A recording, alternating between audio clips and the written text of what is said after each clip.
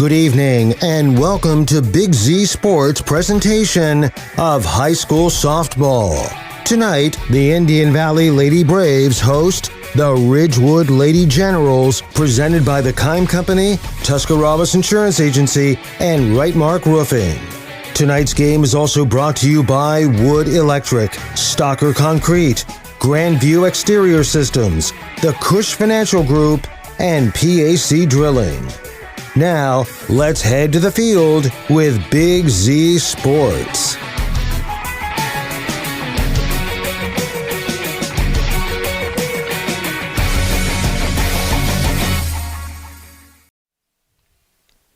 Welcome into the Hartzler's Quality Housing Mobile Studios as Big Z Sports' presentation of high school softball continues from Jeanneton today. The Ridgewood Generals make the trip down Route 36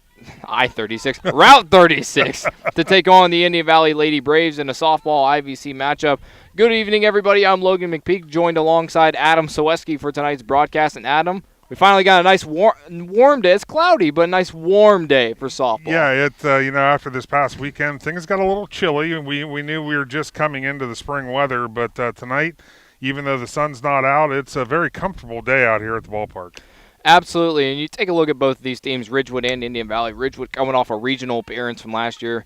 Indian Valley loses a lot from last year's team, but a district championship appearance last year. You have to think, even though with the records of differences, Indian Valley being 0-3, Ridgewood being 5-0 so far, you still think any IVC matchup in softball is going to be a tough out for any team. Absolutely. When they start off the season with non-conference matchups, obviously some schools are, they're trying to challenge themselves with those games. Obviously, we know the IVC South is a strong conference of softball. So I'm anxious to see tonight now that we get two of our local teams facing off against one another. Absolutely. Obviously, with this Indian Valley team, a little bit of change at the helm. Dusty Braun moving over to the baseball coaching position. Now, a familiar face to you, Brittany Kale taking the position at the softball coach in Indian Valley. Yeah, it's really exciting. Obviously, Brittany being my niece, just getting to see her kind of live out her dream, obviously being a former softball player, and now getting the opportunity to be the head coach of a varsity team. So, I'm excited to be here tonight, being able to see that, and I know she's excited to be right here at Indian Valley and kind of do things the way she'd like to do them. Absolutely. Well, we're going to take our first time out, and when we return, you'll be hearing from both coaches. This is the Wood Electric pregame show with Big Z Sports. Save the date. Customer Appreciation Days are happening at Kime Home Center and Kime Mount Hope Hardware, April 13th through the 18th. Join us for a full week of celebrating you, our customers, with 10% off select items store-wide, live demos in the shop, gift card giveaways, food, and more. Visit us online at kimehome.com or follow Kime on Facebook for more details. We'll see you April 13th through the 18th for Customer Appreciation Days at Kime Home Center in Charm and Kime Mount Hope Hardware. Every day begins with purpose. Every job begins with precision. At Right Mark Roofing, we don't just install roofs. We build trust and forge relationships. We understand that your roof is more than just materials. It's protection. It's peace of mind. That's why we use high-quality products and expert craftsmanship. With a sharp focus, our team is always ready to hit the mark. Call Right Mark Roofing. Let's build a future that stands strong. Hi, I'm Zach Motice with the Tuscarawas Insurance Agency. For all your auto, home, farm, and business insurance needs, contact our team at the Tuscarawas Insurance Agency or stop in and see us at one of our 3 locations in downtown New Philadelphia, Sugar Creek, or in Strasburg, providing excellent service to the Tuscarawas Valley since 1885. Everyone here at the Tuscarawas Insurance Agency would like to wish all area athletes good luck this season.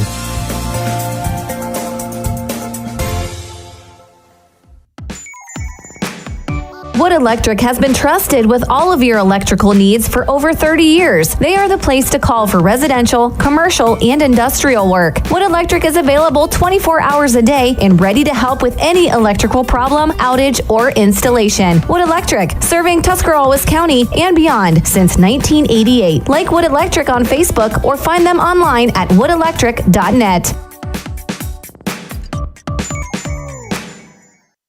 Welcome back to the Wood Electric pregame show from Jeanneton as the Ridgewood Generals travel down Route 36 to take on the Indian Valley Braves in an IVC softball matchup today. We go inside the dugout with the coach, brought to you by the Cush Financial Group. Here with me now is head coach of the Ridgewood Lady Generals, Amber Bates. And, Coach, you guys are coming off a nice doubleheader win over the Shenandoah Zeps over the weekend. Talk about really what your girls did well in that game and what you feel like you can improve on as well. So I'll start with the things we can improve on, and that's just something we've been saying all season long is we had to clean up our defense, but I expect that to kind of at the beginning of the season just to get everything out of the way. The things we're doing well on is definitely our hitting. Our hitting is coming along. I think we're hitting over 400 as a team, which is huge from what we were doing last year. So, Coach, do you feel like you're hitting, and along with the mix, you guys have a really good mix of upperclassmen, underclassmen as well, as you guys are off to a 5-0 start this year. How do you feel like your team has really come together so far in this early part of the season? I actually think this is probably one of my better meshing teams. I've got a lot of girls that have softball experience. My younger girls have some travel ball experience.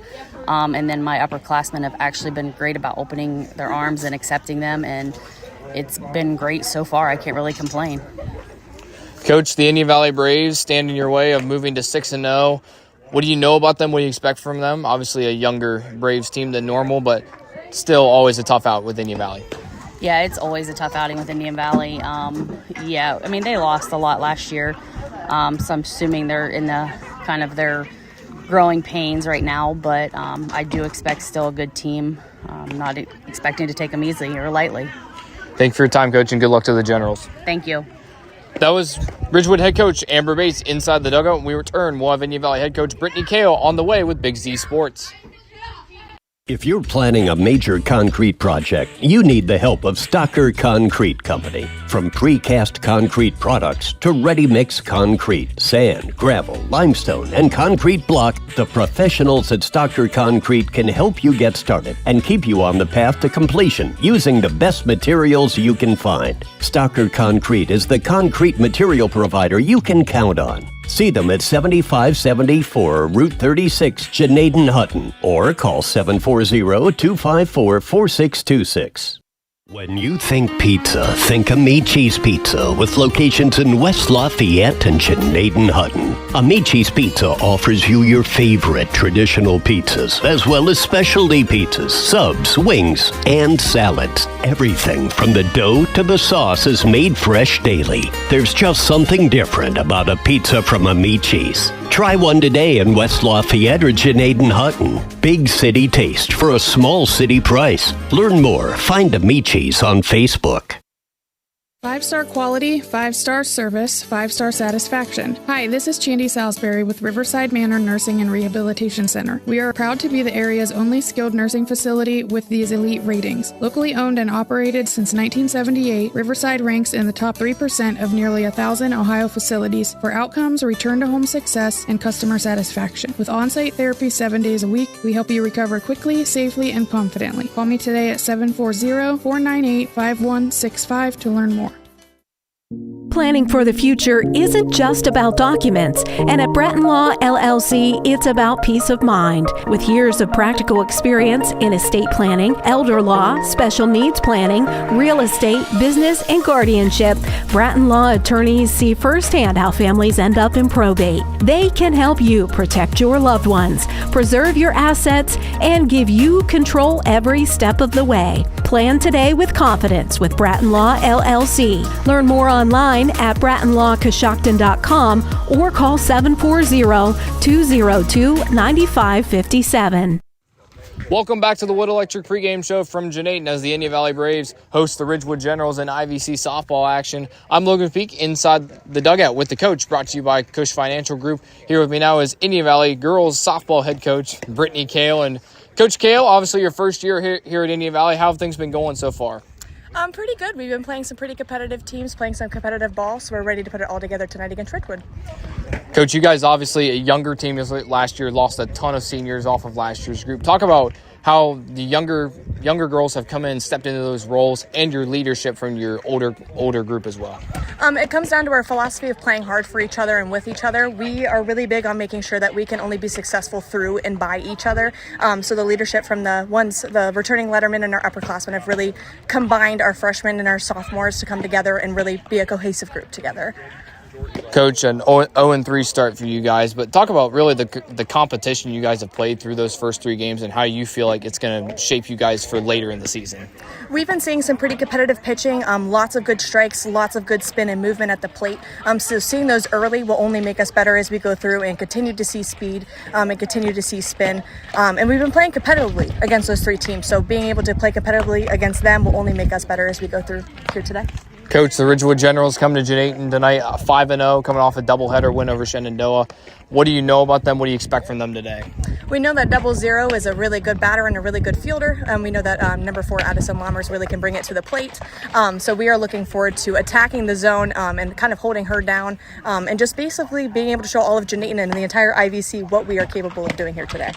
Coach, thank you for your time. Good luck to the Braves today. Thank you so much. You've been Inside the Dugout with Indian Valley head coach Brittany Kale. When we return, more to come on your Wood Electric pregame show with Big Z Sports. Cush Financial Group has been proudly serving the community's financial needs for over 35 years. The team at Cush Financial follows an industry-leading service model with a unique approach and fiduciary responsibilities associated with their board-certified financial planner. With over 75 years of combined experience, the advisors at Cush Financial Group are here to help you achieve your financial goals. Contact their office at 330-308-8700 or visit their website at cushfinancial.com to see about scheduling your free consultation today. Securities and investment advisory services offered through Independence Capital Company Incorporated, member FINRA SIPC. At Harts's Quality Housing, we believe a home is where families grow, memories are made, and futures are built. For 47 years, we've stood by the values that matter most: honesty, trust, and a commitment to our community. Our goal is to provide affordable, reliable housing solutions. We don't just build homes, we invest in the future by supporting local student athletes and the schools that shape tomorrow's leaders. Whether it's on the field or in the classroom, we're proud to stand with our youth and the families who cheer them on. Harts's Quality Housing, built on trust, committed to community. Welcome back to the Harts's Quality Housing Mobile Studios in our Wood Electric pregame show as the Ridgewood Generals get set to take on the Indian Valley Lady Braves from Janayton. And as we will roll right into our Stocker Concrete starting lineups, here's Adam Ciereszewski with the starting lineups for the Ridgewood Generals. Yeah, leading off for the Generals, number 2, Cadence Laney. Sorry, I knew I was going to do that. It was one of those ones that, and you have a few on your roster too. Sorry, Cadence Laney. She'll be playing shortstop tonight for the Generals. Number 18, Rylan Medley. She'll be playing second base. Number 4, Addison Lammers. She'll be doing the pitching and batting third. Brittany Bates. She'll be doing the catching for the Generals. Wears 00 and batting cleanup. The 5th hitter, Jaden Jarvis. She'll be playing first base. Wears number 23. Number 13, Prue Fichek. She'll be playing center field. And batting 7th, Kira Schrock. She'll be playing third base, wearing number 9. And the DP, Kelsey Medley. She wears number 27. She'll be hitting for Kendall Crago, who's going to be in left field, wears number 5 for the Generals. And rounding out the lineup, number 8, Eliza Fender. She's going to be playing right field tonight and batting 9th. Thank you, Adam. Now the starters for the Indian Valley Lady Braves. Leading off will be the shortstop, number 7, Natalie Musser. Batting second will be the second baseman, Addison Cross. She wears number 32. In the circle tonight, the pitcher, number 22, Luciana DeMatteo. There you go. I knew I was going to screw that up at least once tonight. And you were worried about the last name. Yeah, she'll be batting third. Batting fourth in cleanup will be the first baseman wearing number 18, Cambry Paul. At third base, wearing number 88 and batting fifth, Jalen Gardner. The center fielder, number 11, batting sixth, Ashlyn Bolin. Number 1, the left fielder, Addison St. Clair. She will bat seventh. Batting eighth will be number 3, the right fielder, Lily Lewis. And catching tonight will be number 16, Hannah Pringle. She will bat ninth. So we are just about set. Obviously, Ridgewood out there just finishing up their warm-ups out on the field. And like I said, Logan, this is a perfect night for baseball or softball. Nice and cool. You're not going to sit here and sweat. Nice little breeze in the air. Just a nice night for ball. Absolutely. And you can say that the sky's starting to peek out a little bit over there right across the center field line. So I feel like it's going to end up turning out to be a really nice night for softball and baseball, as both the Ridgewood Generals and Indian Valley Braves baseball teams are also colliding over on the baseball field as well. That's another nice thing about when you get into conference play. Most times you're going to have the baseball and the softball teams playing on the same night. Absolutely.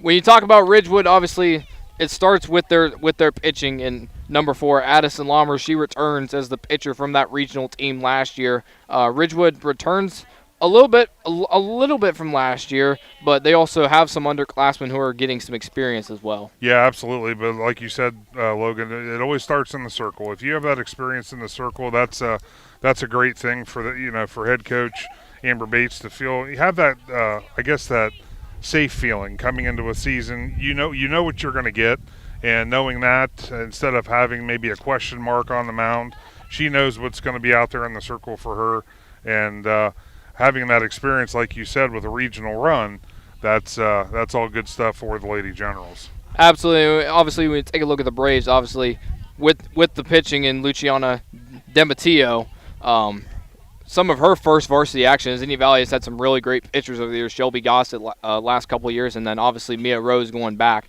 Luciana Dematio getting some of her first experience as a varsity, being only a freshman. I know as your daughter played softball for a lot of years, and I believe she was a pitcher, right? She still is. How much pressure does a freshman have to perform at a high level at the varsity level? Honestly, I think, and this is for any athlete, when you're a freshman at the varsity level, you have those nerves. I mean, this is obviously, I've never had this feeling, but I would say getting that first initial start. Everything after that, you know what to expect. You know what it's like to be that freshman going out, whether it's in the circle or playing first base, getting that behind you and then just ready to play.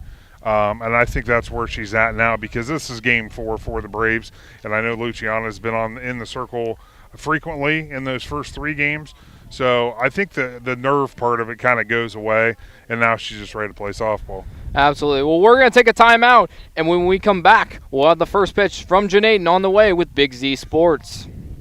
When it comes to protecting what matters most, trust the team at Grandview Exterior Systems. Established in 2016, they specialize in commercial, industrial, and residential roofing, handling everything from repairs and replacements to full restorations and ongoing maintenance. At Grandview Exterior Systems, their mission is simple: create peace of mind for every client while setting the standard for safety, quality, and efficiency in construction. Visit them at 2230 Township Road 415 in Dundee. Call 330-275-1807 or learn more at GrandviewExteriorSystems.com. Grandview Exterior Systems. They have you and your roof covered.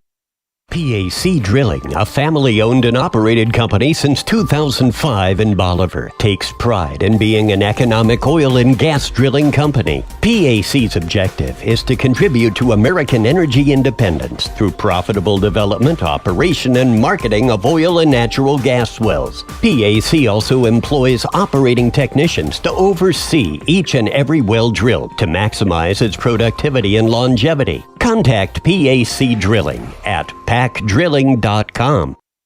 If there's a new driver in the house, the East Central Ohio Educational Service Center is ready to help them hit the road with confidence. Through the Drive to Succeed Scholarship, eligible Ohio teens under 21 may qualify for funding to cover driver education, making it easier to get started. With flexible online learning and in-car training options, ECO ESC Driver Services helps students build skills for the road and beyond. Don't wait, start driving toward your future today. To learn more or apply, visit drivetosucceed.org or contact Trudy Lewis at trudy.lewis@ecoesc.org. Hi, this is Jan McInturf. The past 30 years, the residents in and around the Tuscarawas County have made the call to the realtors and staff of McInturf Realty for buying and selling of residential and commercial properties. We truly live in a great community, and in all of those communities, there is nothing better than high school sports. For myself and all the agents and staff at McInturf Realty, we would like to wish all the area athletes good luck this season. And make the call to McInturf Realty, 330-364-SOLD, or find us online at McInturfRealty.net. Welcome back to the Hartzler's Quality Housing Mobile Studios from Janaden. You've been locked into the Wood Electric pregame show with Big Z Sports. Special thanks to our presenting sponsors, the Tuscarawas Insurance Agency, Right Mark Roofing, and the Kime Company for taking care of our broadcast today. And Adam, we're about ready to play some softball here in Janaden. Yeah, the Lady Braves are getting ready to take the field as the Lady Generals will come to the plate first, and I'm ready. Obviously, we come just like they are. They're ready to play. They've went through their warm-ups, and it's time to play the game. And hey, tonight's first pitch brought to you by Amici's Pizza. Get these deals. $6 medium cheese pizza tonight on Mondays at Amici's. $6. You can't go places and get a sandwich for $6.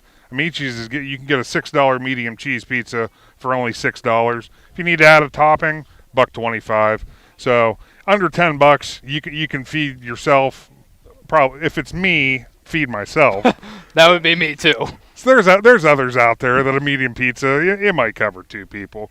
They also have $8 burger and fries tonight, and $8 chicken sandwich and fries. So Amici's always having the deals for you, and always supporting Big Z Sports. Always supports these 2 teams as well. Absolutely. Big supporters of the Braves and the Generals. Actually, we were talking on air beforehand, and I was like, well, after we're done here, at some point when we're sensing the game's gonna be about over, I need to get on my phone and call Amici's for that medium cheese to get it for just $6. I was gonna say all I did was mention it once, and I think we already sold one, and it's to you. Absolutely, Amici's does such a great job for both Ridgewood and Indian Valley. Big supporters of the 2 schools, and we can't thank them enough for jumping on this broadcast today. Absolutely. As we are getting set, the Lady Braves are done with their infield warm-up, and we're going to get the throw down and get underway. Absolutely. Again, leading off for the Ridgewood Generals will be number 2, the shortstop, Cadence Laney. Got it right this time. Yes. Ridgewood coming off, of course, that doubleheader victory over Shenandoah, winning both games in that doubleheader. Hey, when you start a season 5-0, you're going to have that confidence. Obviously, you know what you've been doing right, and I'm sure the Lady Generals just want to continue that. Absolutely. Well, Demateo steps into the circle, and we are underway from Janayton. Demateo lines up the first pitch, fires. It's going to be called strike one. Nice spot there. Worked inside there on the hitter. That's a key for a pitcher. Obviously, you want to change your locations as much as you can. Obviously, based on comfortability of the pitches. Laney skies it to right field. It's caught by the right fielder, Lily Lewis, for out number 1. And that pitch she took to the outside part of the plate, forcing the hitter to go that way with the ball. Routine fly ball for the Braves defense. Stepping into the plate now for Ridgewood will be Rylan Medley, the second baseman. She wears number 18. Braves getting the defensive signals from head coach Brittany Kale. Demateo fires the first pitch. It's going to be grounded back to the pitcher. Demateo fields it right to Cambry Paul for out number 2. Very efficient thus far. Only thrown 3 pitches, got 2 outs. That's obviously when you're in the circle, that's what you want to do. Limit those pitches and make those pitches good ones to get outs. It's always a good thing when you get 2 outs and you've only thrown 3 pitches. You're really saving your arm for that later stage of the game as well. Absolutely. Demateo's first pitch to number 4, Addison Lammers, the pitcher, is fouled off. 0-1 count. One thing I'm learning about these Generals hitters, they're aggressive. They're aggressive. If the pitch is over the plate, they're going to be swinging. They're attacking the plate hard so far. Demateo steps into the circle, now fires the second pitch to Lammers. It's going to be fouled off, grounded back towards the Generals' dugout. It'll be an 0-2 count. And already Demateo's got him in a hole. Yeah, 0-2 count. Went up at the eye level there. That's, you would think that it being out of zone it would be a ball, but those are hard pitches for hitters to lay off. Demateo fires the pitch. It's going to be fouled off again towards the Generals' dugout and over the fence. We'll do it again at 0-2. So far, Ridgewood has only looked at 1 pitch. Yeah, yep. As we said, that's the signs of an aggressive team at the plate. Demateo fires. To be grounded back to the second baseman, Addison Cross. She fields it to Cambry Paul, and the Braves go 1-2-3 to start the first inning. We'll head to the bottom of the first. Indian Valley coming up to the plate next with Big Z Sports. Every game begins with a spark. Athletes stepping onto the court, families filling the stands, and communities coming together. At Niedenthal & Company, their belief is that this spirit is what makes our communities such special places to live and grow. To all athletes in Tuscarawas, Holmes, Wayne, and Stark counties, your dedication inspires us all. Keep pushing, keep believing, and know your communities are behind you every step of the way. Niedenthal & Company wishes all athletes competing the best of luck this season. Hey, all you Guardians and Indians fans. This is 1980 American League Rookie of the Year, Joe Charbonneau. I will be at Shenanigans in Dover, April 11th from 1 to 3 for a meet and greet, courtesy of the Tuscarawas County Brownsbacker T-County Boxing Academy and Shenanigans Bar and Grill. Check out Tuscarawas County Brownsbackers Facebook page for details. Hope to see you there. Welcome back to the Hartsource Quality Housing Mobile Studios. Bottom of the first inning from Janayton as the Braves force the Generals into a 1-2-3 top of the first, and so far a good start for Demetio on the mound. Absolutely, great start, and you know that Addison Lohmer's out there during her warm-ups right now. She'd like to do nothing more but the exact same thing, throw under 10 pitches, get out of the inning. So that's, Demetio had a great start to the game. Absolutely. It might be a little tougher for Lohmer's as you're dealing with the leadoff hitter, Natalie Musser, who, if I'm not mistaken, owns the school record for batting average in Indian Valley. It wouldn't surprise me. She is definitely a heck of a player. Absolutely.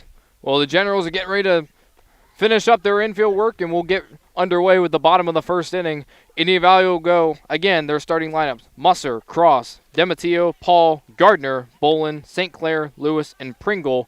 That is the batting order for the Indian Valley Lady Braves.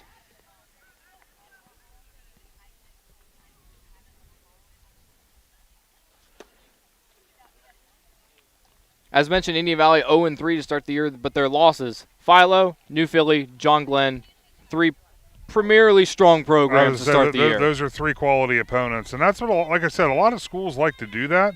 When you're scheduling non-conference, you don't want to necessarily schedule wins. You want to schedule good quality opponents that you know it's going to challenge your team, so you know where you're at. Lammers fires their first pitch to Musser. It's going to be low for a ball. Musser loves the slap hit out of that leadoff position. Yeah, which obviously brings a lot of speed to the plate as well, making it difficult. Even if the ball's in play, it's going to have to be a quick out for the Generals. Lammers steps on the mound. The 1-0 pitch is going to be low again. 2-0 count to Musser now from Lammers. Yeah, Lammers trying to work low and outside, just can't seem to catch the corner of the plate.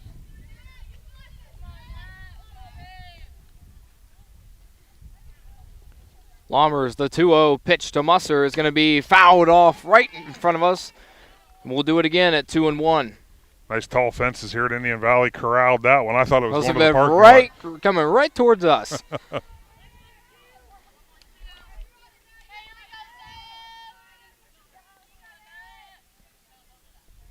Lammers steps on the mound. The 2-1 pitch to Musser is going to be low again. Ball 3. 3-1 count to Musser. As a hitter now, the zone gets extremely small. You don't want to chase anything here. Obviously, the Braves just looking to get base runners. And, again, I'll mention with the speed that Musser's got, getting her on base, that's all you want to do right now. Absolutely. And you see a little bit more conservative approach from Indian Valley at the plate as well. Yes. Lammers, the 3-1 pitch is going to be fouled off into the parking lot. We'll go at full count, 3-2. Casey just told me he moved his car. My beautiful truck's out here. Well, my car's right beside your truck, so we're both in the danger zone. Lammers, the 3-2 pitch. Hammered to the second baseman, fielded by the second baseman, Rylan Medley, for out number 1, and a big out there for the Ridgewood Generals. Yeah, nice play there by Medley, because Musser, she obviously squared that ball up, hit it hard, which is what you want to do, but Medley made a nice play to get the out for the Generals. Up at the plate now for Indian Valley will be the second baseman, Addison Cross, the sophomore. As mentioned, really young Indian Valley team today. Yes, absolutely. Lammers, her first pitch to Cross is going to be a bunt attempt. It's going to be fouled off. It'll be an 0-1 count coming up on the next pitch. Yeah, Coach Kale trying to utilize that speed there with Cross as well, just trying to find a way to get a base runner on, get something started. Unfortunately, it was fouled off, and she'll live with an 0-1 count. Lammers steps on the mound. The 0-1 pitch to Cross is going to be low, ball 1. So one good thing about Addison Lammers, you can tell that's the signs of a good pitcher. when she's missing, she's not missing up, because when you miss up is where you tend to get into trouble. Everything she's missed so far has been low in the zone. Lammers, the 1-1 pitch is going to be grounded to the second baseman, fielded nicely by Medley again, and she throws to first for out number 2. And so far, both defenses shown up. Really, both second basemen. A lot of the plays have gone to the second base, both sides. Yeah, Medley obviously has had both putouts here for the Lady Generals, and I'm sure she wouldn't have a problem if she made the third one here. Stepping into the box now for Indian Valley will be the pitcher, number 22, Luciana Dematio.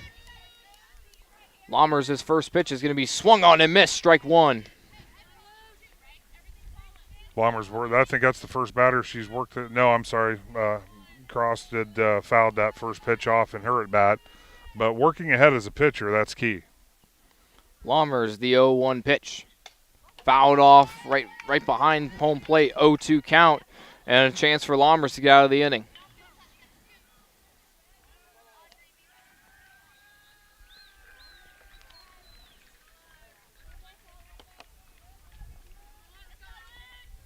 Lammers steps on the mound, now fires the 0-2 pitch.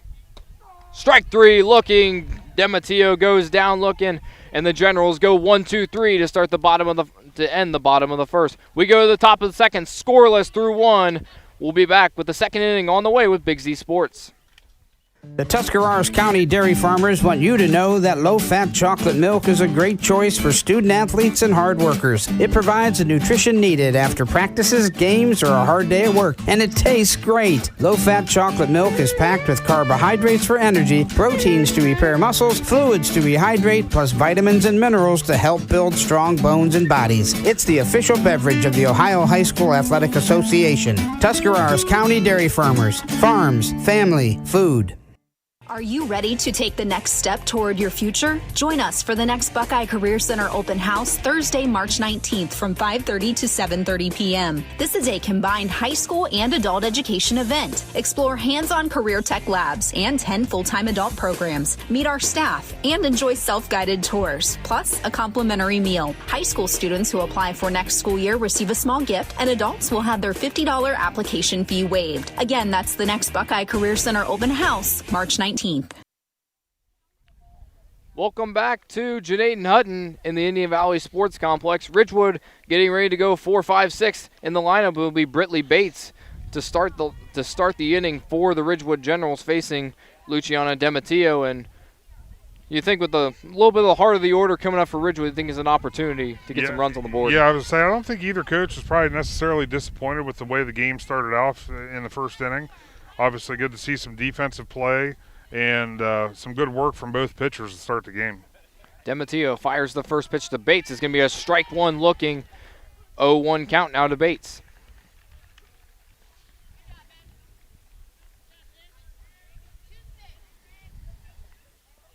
Dematio steps on the mound, now fires the second pitch to Bates. It's going to be fouled off near the buses for Ridgewood, so we'll go to an 0-2 count. Yeah, I think it clipped the car that was sitting next to the bus. It's the beauty of baseball and softball. Foul ball territory, your cars are in play. That's just the way it goes. There's a danger zone when it comes to this time of year, absolutely. Dematio, the 0-2 pitch to Bates. High and inside, ball 1. Good pitch location there by Dematio. Obviously, the last pitch that she fouled off was up in the zone, so Dematio tried to go a little bit higher, but great job there by Bates to lay off that pitch. Dematio, the 1-2 pitch to Bates. It's going to be grounded back to Dematio, goes off her glove. Musser tries to get it, but Bates is going to reach first in the first hit of the game for both teams. Yeah, she hit it very hard. It caught Luciano in the pitching hand, which is not what anybody wants to see, but she's out there laughing about it right now, so that's a good sign. Good indicator she's okay. So stepping into the plate now for Ridgewood will be number 23, Jaden Jarris, the first baseman. Be interesting to see here what the Generals choose to do. This is normally an opportunity where you just want to put a sacrifice bunt down to move that runner. Dematio's first pitch is called strike 1.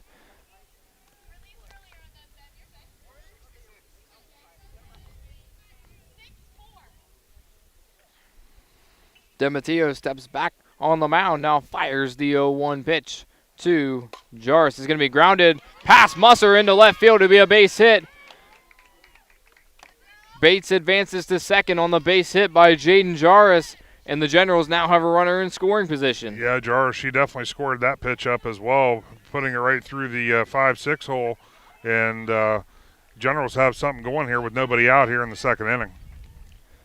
So up now for the Generals will be number 13, Prue Fichuk. Sorry. Okay. Hey, that was good. That was close. Now, is this an opportunity to potentially lay down a sacrifice bunt? And there it is. Yeah. And it's fouled off. It'll be an 0-1 count. Called it. Yeah. Yeah, first and second. Sometimes, like I said, when you have first base, a lot of times it happens. Second and third, first and second, nobody out, you can almost guarantee it.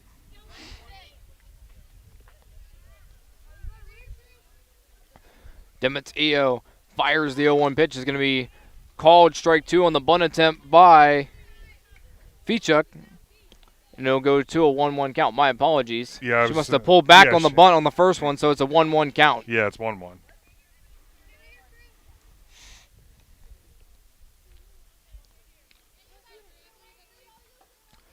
DeMatteo's 1-1 pitch is going to be ball 2 to Fichuk. Yeah, it's amazing. It's amazing sometimes what when you know somebody's trying to bunt, what that can do mentally to the pitcher. Like I said, you know what the outcome is going to be if you throw one over the plate. DeMatteo's 2-1 pitch is going to be laid down bunt, but it'll be foul. He'll move the count even at 2-2, and a good opportunity for DeMatteo here to try and get at least one out on the board. Yeah, Fichuk, both bunt attempts there, she kind of tossed the bat back and caught the Indian Valley catcher both times. It's something, obviously, it's you want to just lay the bat down. And Fichuk's hit is going to be caught by the second baseman, Addison Cross. That'll be the first putout of the inning for the Indian Valley Lady Braves. And as a pitcher, and when you have runners on first and second with nobody out, it has to be a confidence booster to get that first out. Absolutely. That's all you're trying to do is get that first out, because that now changes the whole situation. It's not as likely that you're going to see a bunt attempt to advance runners, because then you don't want to give that second out away. So Kiara Schrock now at the plate for the Generals. She pops one up foul. Is going to be out of reach for Cambry Paul and Hannah Pringle. Count moves to 0-1. Yeah, it was kind of in no man's land there, right there where the Generals opening to the dugout is. So hard play for both to make, and they weren't able to do it. Ridgewood still being really aggressive at the plate in the second inning. DeMatteo's 0-1 pitch to Schrock is going to be swung on and missed. Strike 2. Count moves 0-2 now. DeMatteo's done a great job here. Obviously, the first two hitters getting on, and she's kept her composure, and she's done a great job working back. DeMatteo's 0-2 pitch to Schrock is going to be hammered to left center, and actually left field. It's going to get down. That could be extra bases for Schrock. Runner in to score is Bates. Schrock to second, and Jarvis to third. 1-0 lead for Ridgewood. Yeah, good hard hit ball there by Schrock. One out, one run double there to the left field fence. Nice piece of hitting. In the batter's box now for Ridgewood is Kelsey Medley, the DP. DeMatteo's first pitch is going to be called strike 1. 0-1 count with runners on second and third.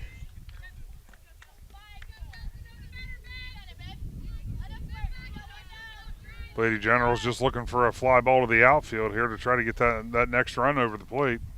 Her pitch is going to be back to the third baseman, fielded by Jalen Gardner. She fires to first to Cambry Paul for out number 2.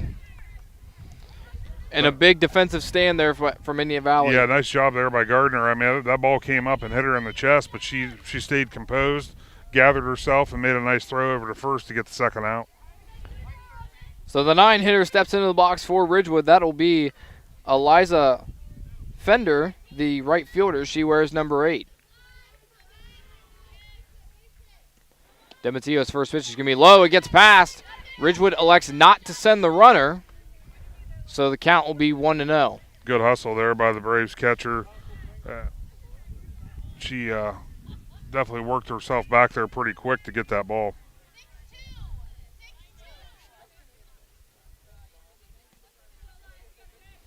Demetio's 1-0 pitch to Fender is going to be fouled off towards the Generals dugout. Count moves to 1-1.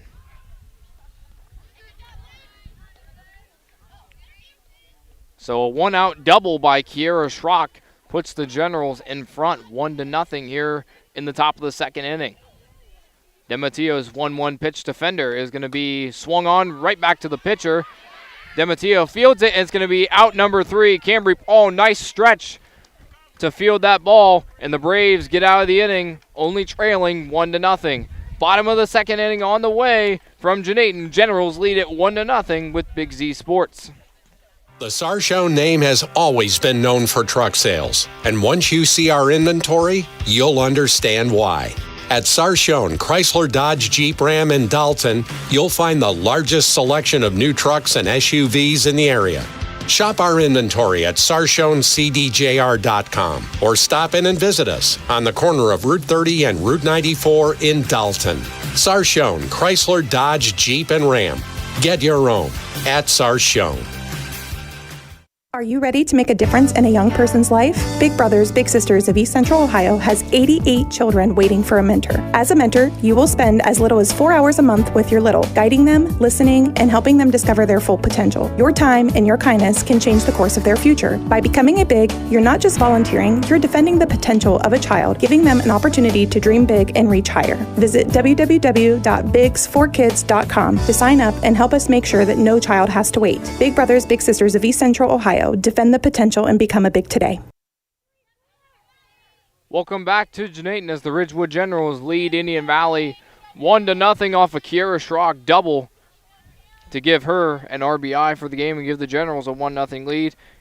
4-5-6 up due for Indian Valley. That will be Cambry Paul, the first baseman, Jalen Gardner, the third baseman, and Ashlyn Boland, the center fielder. Yeah, Paul took pitch number 1 high, so got a 1-0 count. Lahmer's 1-0 pitch to Paul is going to be low and inside, ball 2. Paul, one of the big bats returning for Indian Valley off of last year's team.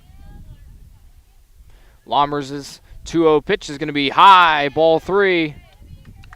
And you're almost in a take-anything scenario if you're Paul. Yeah, again, Braves just looking for base runners. So, yeah, 3-0 count. Start the second inning, that's exactly what you'd want to do here. Lahmer's, the 3-0 pitch to Paul is going to be called strike 1. And that's not really a pitch. Obviously, it was in the zone, but it's not a pitch. As a hitter, you really want to try to go down and hit that. So that was a good take there by Paul.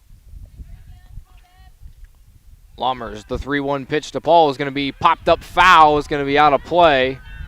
Count goes full at 3-2, and a good job by Lahmer's to battle back. Yeah, Lahmer's done a great job. Sometimes whenever, as a pitcher, you have to get a little bit more focus going down 3-0, but and she's showing right here that she doesn't want to give that free base. Lahmer's steps on the mound, now fires the full count pitch. Is going to be called strike 3. Paul goes down swinging. Out number 1 for the Ridgewood Lady Generals. Yeah, Addison Lahmer's, again, she did a great job there fighting back. Down 3-0, comes back with 3 straight strikes to get the strikeout. So into the batter's box for Indian Valley will be Jalen Gardner, the third baseman, wearing number 88. Lahmer's, the first pitch to Gardner is going to be called strike 1 looking. Count goes 0-1.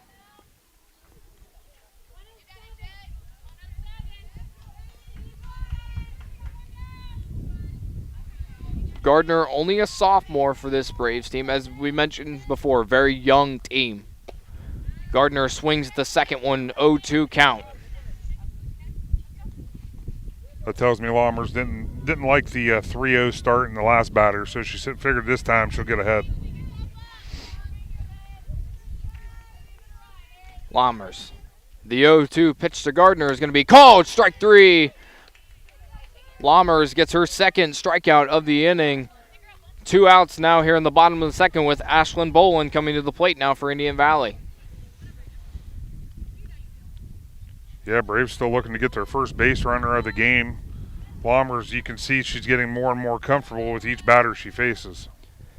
Lommers' his first pitch to Boland's going to be called. Strike one as Boland swings at the first one.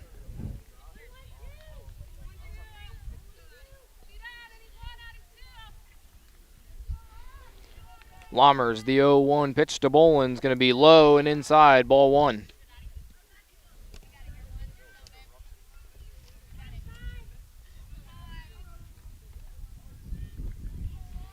You see Lommers taking her time after every pitch as well. Yeah. Strike two called as Boland looks at the second one. A lot of pitchers, they have routines, and that's exactly what she's doing. She has certain things she wants to do before she gets her sign. She's back away from the rubber. She has her approach to the rubber, and then she gets set to deliver. Lommers, the 0-2 pitch is going to be grounded to the shortstop, fielded nicely by Laney, and she fires to first for out number 3. Braves go 1-2-3 again in the bottom of the second. Ridgewood leads 1-0 with the top of the third. Coming up, top of the order for the Ridgewood Lady Generals, up due with Big Z Sports. Dumont Sporting Goods in Dover and Canton has just what you're looking for, so your athlete has the best gear for the sports they play. Dumont's has a large apparel selection and can handle your customized screen printing as well as embroidery for your team or business. For sporting goods and for all your apparel needs, Dumont Sporting Goods in Dover and Canton has everything you want to play and look your best.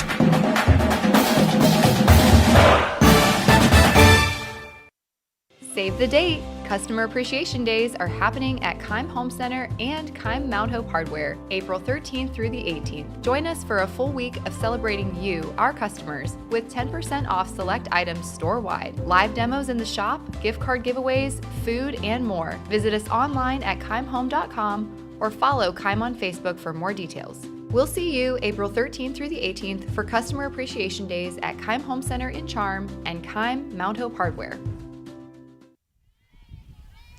Welcome back to Janayton as the Ridgewood Lady Generals lead the Indian Valley Lady Braves 1-0 as we start the top of the third inning. And the top of the order for the Ridgewood Generals coming back to the plate with Cadence Laney with her second at-bat appearance. Her first appearance, she flew out to right field. Yeah, went after an outside pitch, did what she was supposed to do, and took it that way. And she fires it to right field. It's going to be a foul ball, and the count will go to 0-1.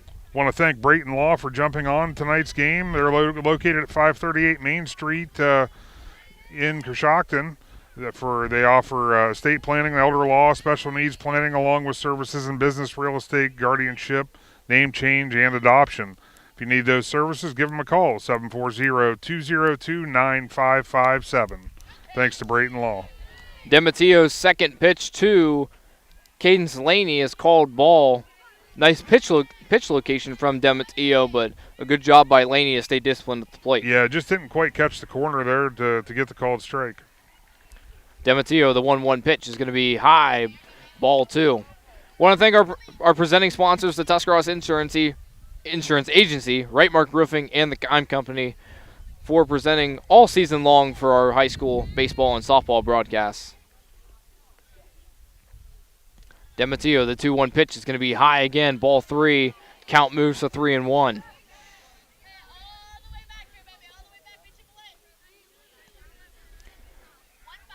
So an opportunity for the Ridgewood Generals to get a base runner on with a 3-1 count. DeMatteo's 3-1 pitch, low, ball four. So Laney will advance to first on her second at-bat appearance. Yeah, and that's what every team wants. Obviously, when you're starting an inning, you want to get that leadoff hitter on base because that can really put things in motion for the offense. So stepping up to the batter's box will be Rylan Medley, the second baseman. She grounded out to the pitcher, her last attempt. Throw down to second on the potential steal attempt from Laney, as Laney does not move from first to second. No, just took a big hard jump and got a throw out of the catcher, which could be, that could end up being a good thing for the Lady Generals. So the 1-0 count to Medley is bunted foul. Count will move to 1-1. Right idea there. That thing almost stayed on the line long enough. So a 1-1 count now to Rylan Medley, the second baseman. As mentioned, her first at bat, she grounded out to the pitcher. DeMatteo, the 1-1 pitch to Medley is bunted foul. Count goes 1-2, and now you're in a non-bunting situation if you're Ridgewood. Yeah, absolutely. That's a lot of times coaches they're going to put their hitters into a bunt situation for a sacrifice, and they'll have them do it for the first 2 strikes, but they know that they're confident in what they can do at the plate if they need to swing away. DeMatteo's 1-2 pitch is going to be grounded to the second baseman. Chance to turn 2 for Indian Valley. There's one to Musser. Musser fires, and it's going to be dropped by Cambry Paul. And the runner will be safe at first is Medley, but a good job turning by Addison Cross to Musser, but Paul just couldn't handle the throw from Musser. Yeah, that fielder's choice. I mean, it was going to be obviously a nice double play there by the Braves.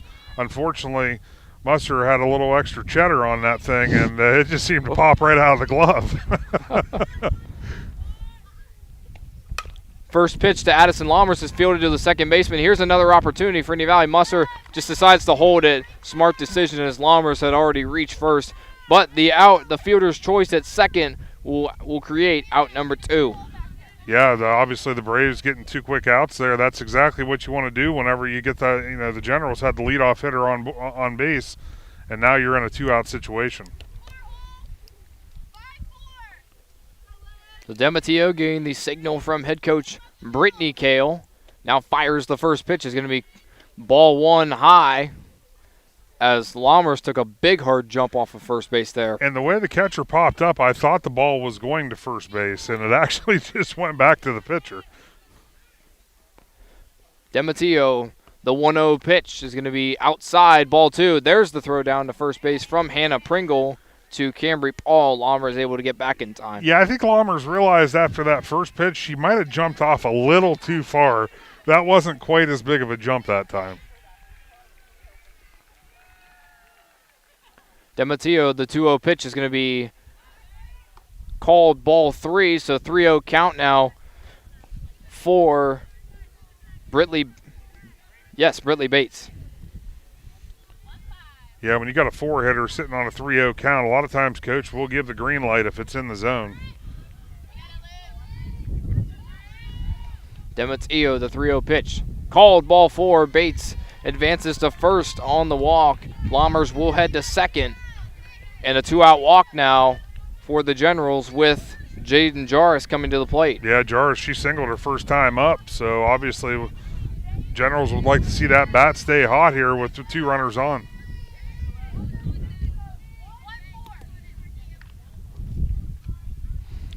DeMatteo fires the first pitch to Jarris. It goes through Pringle's legs, and runners are going to advance to third and second. Lammers to third, and Bates to second on the pass ball. So 2 runners in scoring position for Ridgewood now with 2 outs here in the 3rd inning.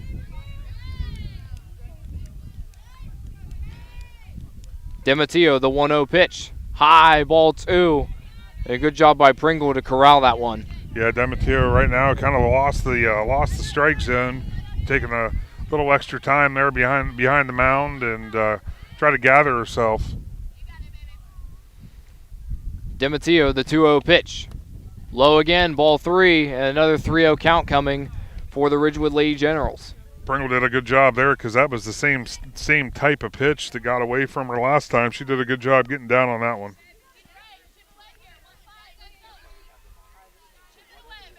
DeMatteo steps onto the mound now, fires the 3-0 pitch. Is going to be called strike 1, got the low part of the zone, be a 3-1 count. Yeah, good job there, though, by Jarris. That's not a pitch sitting 3-0. That's not a pitch you can drive, so that was a good take. DeMatteo fires the 3-1 pitch. It's going to be called ball 4 high, and the bases are now loaded with 2 outs here in the top of the 3rd inning. And here comes head coach Brittany Kale for a coach's meeting on the mound, maybe just to try and calm DeMatteo down. Yeah, obviously in the first 2 innings there, DeMatteo seemed very comfortable out on the mound.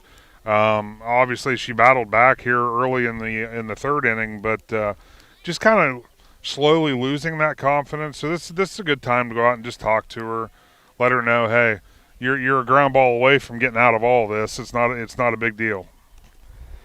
Absolutely. You consider, too, the Braves have had chances, too, to get out of this inning with potentially 2 double plays, unable to convert. I actually just watched this at the college level yesterday. It's crazy whenever there's a play that should have been made. If it doesn't get made, giving them an extra hitter, basically, which is the case here, how it almost all the time turns into runs. And like I said, I just watched it. The same thing happened at the college level yesterday. DeMatteo's pitch is going to be grounded to Musser. Musser fires to first, and the Braves get out of the jam with 2 outs. So a Musser to Paul finish on the diamond allows the Braves to get out of the bases loaded jam. Bottom of the 3rd on the way with the Braves, 7, 8, 9 coming into the plate with Big Z Sports. Every day begins with purpose. Every job begins with precision. At Rightmark Roofing, we don't just install roofs. We build trust and forge relationships. We understand that your roof is more than just materials. It's protection. It's peace of mind. That's why we use high-quality products and expert craftsmanship. With a sharp focus, our team is always ready to hit the mark. Call Rightmark Roofing. Let's build a future that stands strong.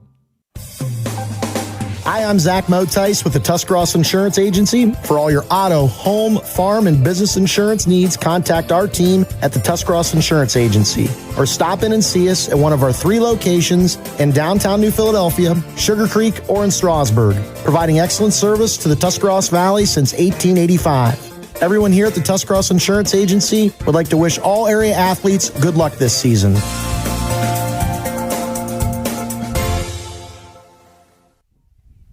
Welcome back to Janae Hutton. 7, 8, 9 coming up for the Indian Valley Lady Braves. That'll be Addie St. Clair, Lily Lewis, and Hannah Pringle all due up at the plate now for the Lady Braves here in the bottom of the 3rd inning. And you feel like this is a time where if you're Indian Valley, you've got to start. You haven't even had a base runner I was yet. going to say, the first thing that you got to make it achievable goals, and right now you're just looking for your first base runner.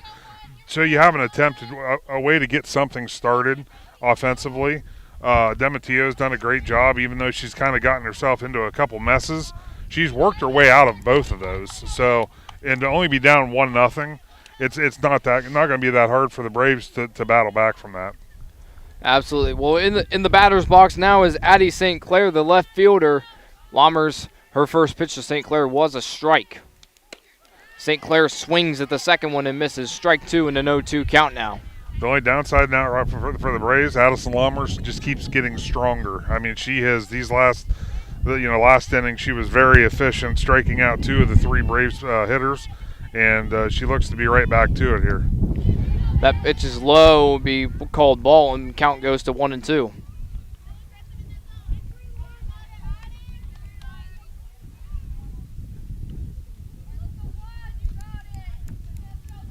Lammers steps on the mound now, fires the 1-2 pitch to St. Clair. It's going to be fouled off and out of play into Uncle Larry's way right behind us. Count remains at 1-2. Good job there by St. Clair just to get the bat on the ball, foul it off. Live to see another pitch.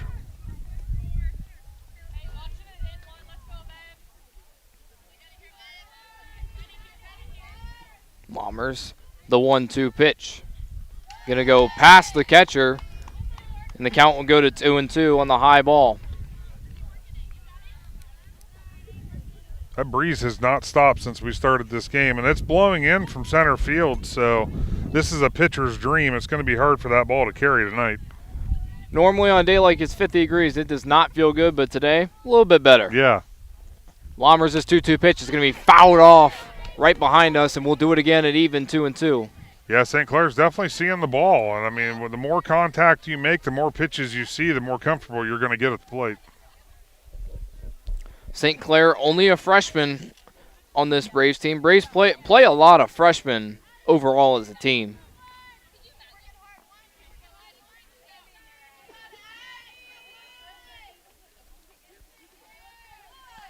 Lammers. The 2-2 pitch to St. Clair. Called ball. It's only ball 3. Yeah, that's as what St. Clair, a little premature walk down the first base. It was only ball 3. So the count goes full at 3-2. I was gonna say I thought I was up to date on my my count in the book, and we would have been one short there. St. Clair though has had a great at bat here. She's definitely earned. She's done what it takes to get on base. That pitch is going to be down to right field, and that's going to get down for a base hit. So the first base runner of the game for the Braves is Addie St. Clair, the freshman, on the base hit to right field. Yeah, Logan, like I said before, that was a great at bat by St. Clair. She fouled off a bunch of pitches, saw a bunch of pitches, and with a 3-2 count was able to dump one into right field to get on base. So stepping up to the plate now for Indian Valley is the junior, number 3, Lily Lewis. She's playing right field today. And this is where you could almost expect to see that sacrifice situation from the Lady Braves. Lammers, her first pitch to Lewis is going to be one attempt. It's going to go over the fence behind home plate, and we'll put the count at 0-1.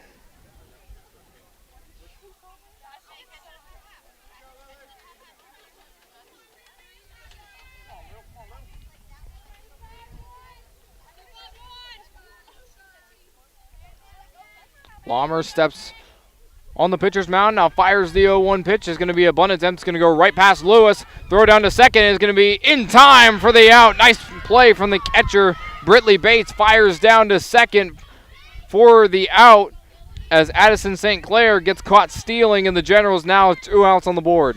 Or sorry, 1 out on the board. Yeah, 2 strikes on the board. And that's just the importance of when you have the bunt on, obviously you just got to make contact and at least foul it off, because sometimes the runner can be hung out to dry.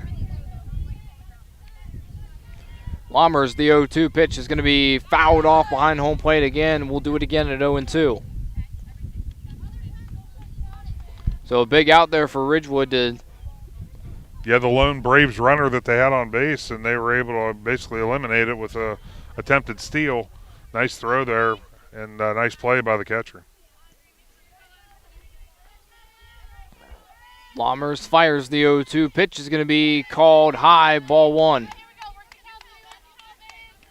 So Lewis going to look to try and battle back here in this count now at a 1-2. Lammers, the 1-2 pitch to Lewis, and she fouls it off. Count remains at 1-2. Lewis doing exactly what St. Clair did as the last batter, and that's just fouling pitches off. The more you see, the more comfortable you're going to get as a hitter.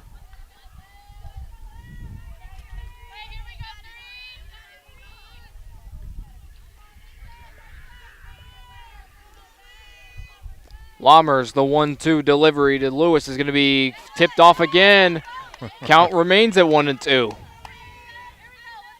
Even got a little bit of a chuckle from Addison Lammers, the pitcher. She's feels like she's hitting her spot, doing what she's supposed to do, but sometimes the batters, hey, I can hit too, so I'm going to make this difficult on you. Braves bottom of the order doing a good job of fighting off all these pitches. Lammers, her 1-2 delivery fouled off again behind home plate. We'll do it again at 1-2. Yeah.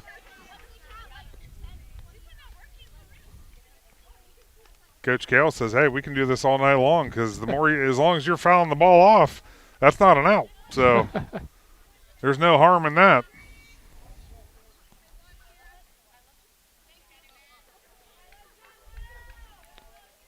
Lammers, the 1-2 pitch to Lewis. High again, ball 2. Lewis doing a good job battling back here in this count. Yeah, it's back to even now. You got to remember this about 7 foul balls ago, it was 0-2.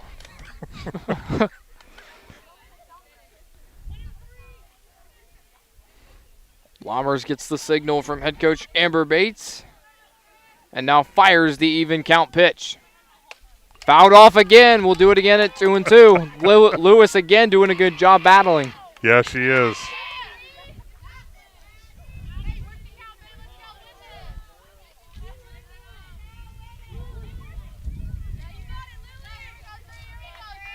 You're even getting some laughs from Addison Lammers on the mound with how Lewis is handling this count. Strike 3 called drop, but it's dropped by the catcher. She fires to first for out number 2. A good battle between Lewis and Lammers. Yeah, I mean, like I said, that's 2 batters in a row now. That tells me that the Braves are starting to get comfortable with what they're facing out there. If you're able to make contact and at least foul balls off, it's only going to help you with your next plate appearance. So up now for Indian Valley is Hannah Pringle, the sophomore catcher. Lammers, the first pitch to Pringle is swung on and missed for strike 1.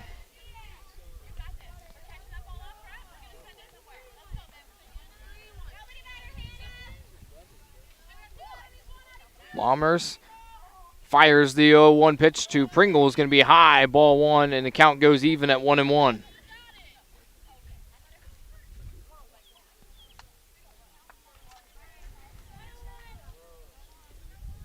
Pringle, another one of those newcomers for this Indian Valley roster. Lammers fires the 1-1 pitch. It's going to be swung on and missed for strike number 2, and an opportunity for Lammers to get out of the inning. Yeah, and if Lammers can get the out here with Pringle, she'll face the minimum thanks to that throw out at second base. Called strike 3 as Pringle goes down swinging, and Lammers retires the first 9 batters for Indian Valley through the first 3 innings. Top of the 4th on the way for the Ridgewood Generals. We'll be back with Big Z Sports. Wood Electric has been trusted with all of your electrical needs for over 30 years. They are the place to call for residential, commercial, and industrial work. Wood Electric is available 24 hours a day and ready to help with any electrical problem, outage, or installation. Wood Electric, serving Tuscarawas County and beyond since 1988. Like Wood Electric on Facebook or find them online at woodelectric.net. If you're planning a major concrete project, you need the help of Stocker Concrete Company. From precast concrete products to ready-mix concrete, sand, gravel, limestone, and concrete block, the professionals at Stocker Concrete can help you get started and keep you on the path to completion using the best materials you can find. Stocker Concrete is the concrete material provider you can count on. See them at 7574 Route 36, Janaden-Hutton, or call 740-254-4626. Top of the 4th inning for the Ridgewood Generals. Coming up to the plate and starting things off for the Lady Generals will be Kiera Schrock. Her last at bat, she had an RBI and doubled to left field. That scored the only run of this game so far. Yeah, it was a nice shot there she had, and a nice RBI double, and that was in the midst of a pretty big inning for the Ridgewood Lady Generals, but Demetria was able to get out of that. I'd like to thank Riverside Manor for jumping on board tonight. They're located 1100 East State Street in New Cumberstown. They offer post-hospital transitioning care, comprehensive rehabilitation, exceptional inpatient and outpatient services, extended care, and memory care. That's Riverside Manor, located just off State Route 36 down in New Cumberstown. So Schrock stepping up to the plate now for the Lady Generals with a 1-0 lead. And if I can kind of see from what the scoreboard's saying there, it looks like the baseball game's all knotted up at 4. Looks like there's a lot of runs in that game. There's more in the baseball game than there is in the softball game. Demetria's first pitch to Schrock is high, ball 1. And if you're a pitcher in this situation with the batter that has the only RBI of the game at the plate right now, do you take a little bit more of a conservative approach? You still look to be aggressive? Honestly, with it being the double, it's been the hardest hit ball of the game. So, yes, a little bit more conservative. Obviously, you're still wanting to work around the zone, but she's the one that's hit the ball the furthest thus far today. Demetria's last pitch was called ball, so now count goes 2-0 to Schrock. Demetria's 2-0 pitch is going to be outside, ball 3, and a 3-0 count now, and you're in a basically all-take situation for Schrock. Yeah, that's good. As a pitcher, it's hard when you get into the hole because obviously it's racking up the pitch count. But Demetria, she's worked back several times. As Schrock fires another one to left field, that's going to get down again, and Schrock's going to look to turn 2. The throw in is going to be not in time. Schrock slides into second, and another double for Kiera Schrock to start the inning for the Ridgewood Lady Generals. And Schrock so far having a nice game, 2 for 2 with 2 doubles. Yeah, she's had a great start to the game, hence the reason that that's probably why she got the green light with 3-0. So stepping up to the plate now for Ridgewood is Kelsey Medley, the DP.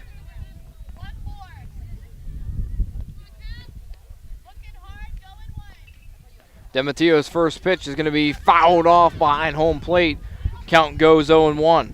Yeah, Medley last time up, grounded out to third base. She hit the ball hard. Gardner made a nice play on that to get the Braves put out.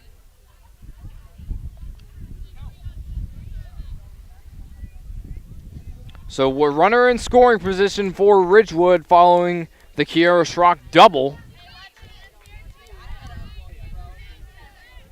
with Kelsey Medley at the plate in an 0-1 count. Demattea gets the signal from head coach Brittany Kale, now fires the 0-1 pitch. It's going to be a bunt attempt, is going to go foul. The count goes 0-2, and I'm not sure we've seen a successful bunt attempt yet. We have not. We've had a couple that were close, couple that kind of went down the line but trailed off into foul territory, but not a successful one as of yet. And that's what Coach Bates over there on the first base dugout, she just made a walk.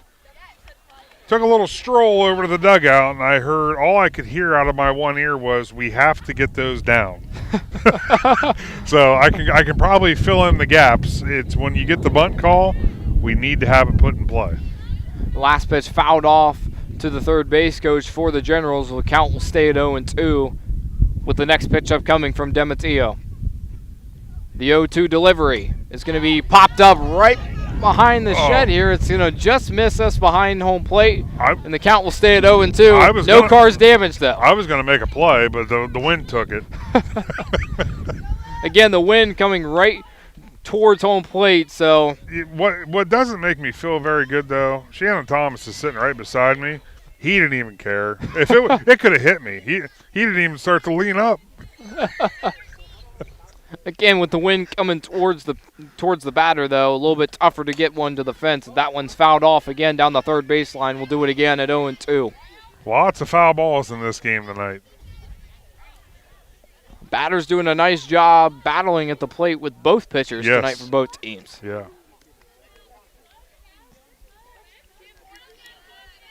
Again, top of the fourth inning, 1-0 lead for Ridgewood. Runner on second. That is Kiera Schrock following her double. Dematteo's 0-2 pitch is going to be lined down the third baseline again, fouled, and will go again at 0-2. Yeah, Coach Steve Edwards about lost his head. He's had to field a couple foul balls down his way. Yeah. Demateo, the 0-2 pitch. It's going to be called. Strike 3. Demateo retires Kelsey Medley. 1 out now in the inning with Eliza Fender coming to the plate. She grounded out to the pitcher, her first at bat. That was another one of those great pitcher batter duels that we've seen a couple of those on both sides tonight, and the pitcher prevailed once again. Demateo, the first pitch is going to be bunt foul. Count goes to 0-1, and again, another bunt attempt that's still unsuccessful. Just trying to advance that runner from second to third on the bunt. Yeah, it's obviously one of those things that's harder than it looks, but that pitch can be fly ball to right field. Lewis going towards it, unable to reach it in foul territory in right field. Count goes to 0-2. Well, I think what happened there, Logan, was I think the wind was more of a factor than Lewis anticipated, because she started over to the line kind of slowly and then realized, the wind got a hold of that thing and took it a lot faster. You could see she picked up the pace. Demateo, the 0-2 pitch to Fender. Foul tip behind home plate. We'll do it again at 0-2.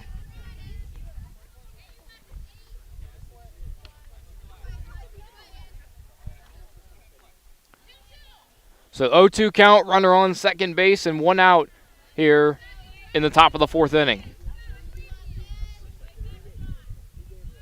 Demetrio, the 0-2 pitch to Fender, is going to be lined back up the middle. Musser able to get to it, but Fender is able to reach first base.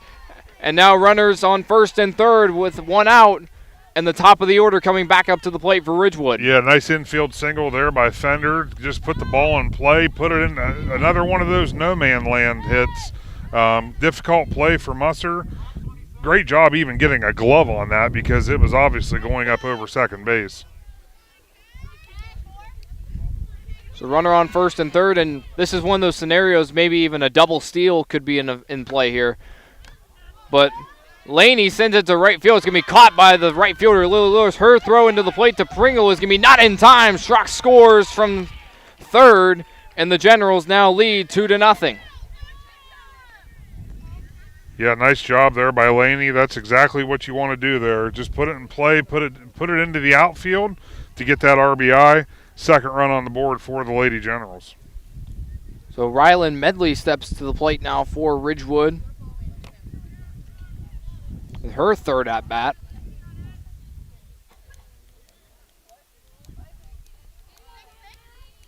Runner on first, 2 outs here, 2-0 lead for Ridgewood. Demetrio, the first pitch is going to be grounded to the shortstop Musser. She fires to first to Paul for out number 3. But the Braves surrender a run in this top of the 4th inning. We go to the bottom of the 4th inning. Braves top of the order coming up with Big Z Sports. When you think pizza, think Amici's Pizza with locations in West Lafayette and Chenaden-Hutton. Amici's Pizza offers you your favorite traditional pizzas, as well as specialty pizzas, subs, wings, and salads. Everything from the dough to the sauce is made fresh daily. There's just something different about a pizza from Amici's. Try one today in West Lafayette or Chenaden-Hutton. Big city taste for a small city price. Learn more. Find Amici's on Facebook. 5-star quality, 5-star service, 5-star satisfaction. Hi, this is Chandy Salisbury with Riverside Manor Nursing and Rehabilitation Center. We are proud to be the area's only skilled nursing facility with these elite ratings. Locally owned and operated since 1978, Riverside ranks in the top 3% of nearly 1,000 Ohio facilities for outcomes, return-to-home success, and customer satisfaction. With on-site therapy 7 days a week, we help you recover quickly, safely, and confidently. Call me today at 740-498-5165 to learn more. Welcome back to Chenaden, 2-0 lead for the Ridgewood Lady Generals with the top of the Braves order coming up to the plate in Natalie Musser, the leadoff hitter for Indian Valley. Middle of the 4th, you know what time it is. It's time to order that $6 medium cheese pizza from Amici's. Get it done right in time for after the game. Have dinner prepared as soon as you're done with the game. Absolutely. That might be an after the game thing, though. I would say they're usually pretty efficient. They're really efficient. You probably don't need 2.5 innings to get it done, but just a friendly reminder: the $6 cheese pizza at Amici's. It's on the table for sure. Musser fires the bunt attempt, unable to get it though. 1-1 count for Natalie Musser, the leadoff hitter for Indian Valley. Addison Lammers through the first 3 innings only faced the minimum amount of batters. Yeah, that's a great start. If you're in the circle and you only face the minimum, that's what you want to do. Lammers, Musser skies one to left field, and in the gap for the Generals is going to get down for a base hit. Musser advances to second. Nice double there by Musser, and I'll tell you what, Logan, that wind caught it. It was another weapon because that left fielder, when that ball was hit, it looked like it was coming right at her. And it quickly tailed off. So a leadoff double for Natalie Musser to start the bottom of the 4th inning, and that puts the Braves' first runner in scoring position of the game on board.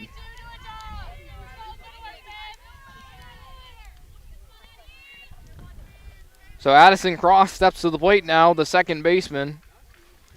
The first pitch is going to be high, and a chance for the catcher to grab it. Unable to as she collides with the fence.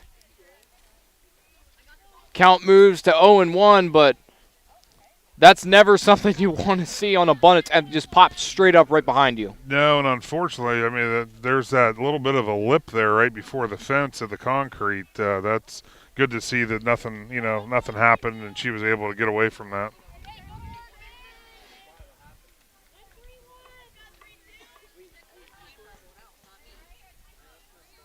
Crossfield double grounded out to second, her first at-bat appearance. Now Lammers fires the 0-1 pitch, and the steal attempt by Musser is going to be not in time from the throw from the catcher. Musser steals from second to third. Braves now have a chance now to cut into the Generals' lead. Yeah, Musser did a great job there. I think the throw actually beat her, but she slid around the tag.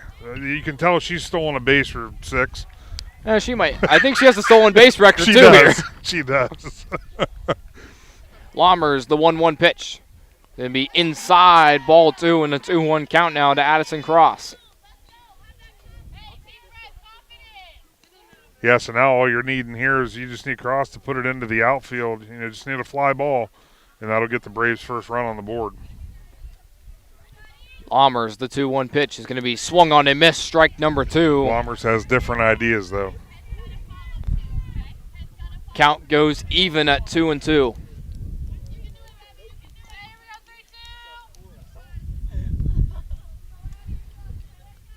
Lammers, the 2-2 pitch. It's going to be swung on and missed, strike number 3. Lammers retires the number 2 batter. And stepping into the batter's box now for Indian Valley is the pitcher, Lucian DeMatteo. And obviously, honestly, really with Musser's speed, I think all you need is a ground ball, preferably to the right side of the field. But with Musser's speed, it's not going to take much for her to be able to get in. DeMatteo struck out her first at-bat attempt. Now she tries to lay down a bunt, and it goes right behind her, pops it up. The count will go to 0-1. Two bunt attempts here in this inning, and I'm sure Coach Cale's not real happy because both of them have went up with the bat. Anytime you're going up to try to bunt the ball, you saw what's going to happen. It's either going to go straight up in the air or it's going to shoot. It's going to shoot back high. So you should never take the bat head up with a pitch. Lammers, the 0-1 pitch. It's going to be swung on and missed, strike number 2. And DeMatteo already in the 0-2 hole. Yeah, again, all you're looking for here is contact. You just need a ball in play. Lammers is doing a great job fending off that runner at third base. Lammers, the 0-2 delivery, is going to be swung on and missed, strike number 3. Lammers retires DeMatteo, the pitcher, for the second time. And Cambry Paul now steps to the plate. So that changes the situation. What Lammers has done here, that changes the whole scenario for the Braves. Now, instead of just putting a ball in play, now you're going to need a base hit. That first pitch to Paul, low, ball number 1. Again, it would be really huge for Lammers if she can get out of this. Yeah, absolutely. Yeah, leadoff double by Musser. Obviously the fastest player on the Braves team, and to keep her as Paul gets into fires one to deep right field. That one is out of here. Cambry Paul ties this game at 2 with a 2-run shot to right center. This game is tied. What a shot. Went with the pitch, went to the right side of the field, put it over the fence. And a nice piece of hitting there by Cambry Paul. That one might have ended up in the baseball field. It may have. So a 2-run shot from Cambry Paul, the junior, knocks this game back up at 2.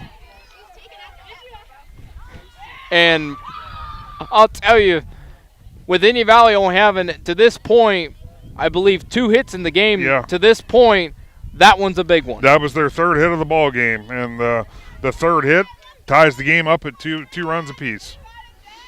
So Jalen Gardner steps into the batter's box now for Indian Valley with some regenerated life as she grounds it to the pitcher. Lammers throws it to first for out number 3. But a big spark from Cambry Paul, the junior. She fires a two-run shot to right center to knot this game up at 2. Top of the 5th inning coming up for the Ridgewood Lady Generals on the way with Big Z Sports.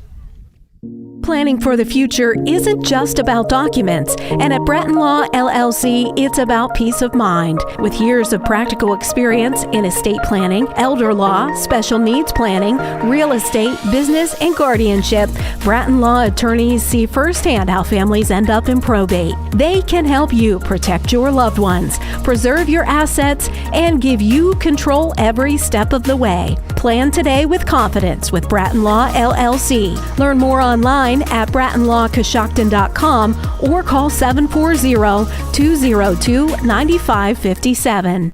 Cush Financial Group has been proudly serving the community's financial needs for over 35 years. The team at Cush Financial follows an industry-leading service model with a unique approach and fiduciary responsibilities associated with their board-certified financial planner. With over 75 years of combined experience, the advisors at Cush Financial Group are here to help you achieve your financial goals. Contact their office at 330-308-8700 or visit their website at cushfinancial.com to see about scheduling your free consultation today. Securities and investment advisory services offered through Independence Capital Company Incorporated, member FINRA SIPC. Cambry Paul with a 2-run shot for the Indian Valley Lady Braves to knot this game up at 2. Only the Braves' third hit of the game, but it proves to be a big one. Absolutely. It was the right hit at the right time to tie this game up at 2 runs apiece. But isn't it kind of a coincidence? Look who steps into the box now for the Lady Generals. Addison Lammers, the pitcher. She fouls off the first one. Count goes 0-1. Want to thank our presenting sponsors, the Tuscarawas Insurance Agency, Right Mark Roofing, and the Kime Company, all season long for our coverage of high school baseball and softball. Yeah, we can't do it without them and every advertiser you've seen in tonight's game. If it wasn't for them, we couldn't do what we do. DeMattio's 0-1 pitch is going to be low. Nice stop by the catcher, Hannah Pringle. Count goes 1-1.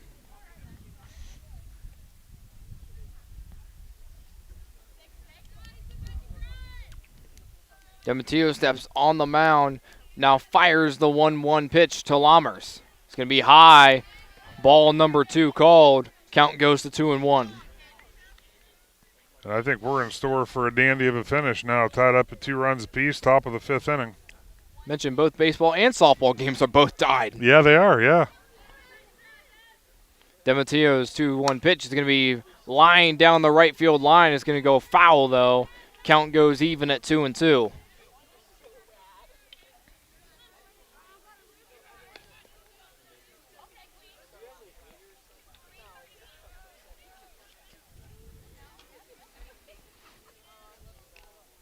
DeMatteo, the 2-2 pitch to Lammers. It's going to be down up right field. It's going to be caught by Lily Lewis. Nice play in right field from Lewis, the junior, to retire Lammers.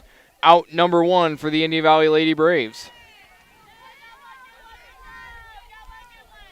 Of course, Indian Valley under the direction now of Brittany Kale taking over for Dusty Braun, who's moved over to the baseball position, and I'm really surprised we haven't heard Dusty's voice at some point yet. Carry through our headsets. DeMatteo's first pitch to Brittany Bates is called high, ball 1. Yeah, Brittany Bates, she's one for one on the night with a single and a walk. So she's had a good night at the plate so far. DeMatteo, the 1-0 pitch is going to be called strike 1. Nice position on that pitch there from DeMatteo.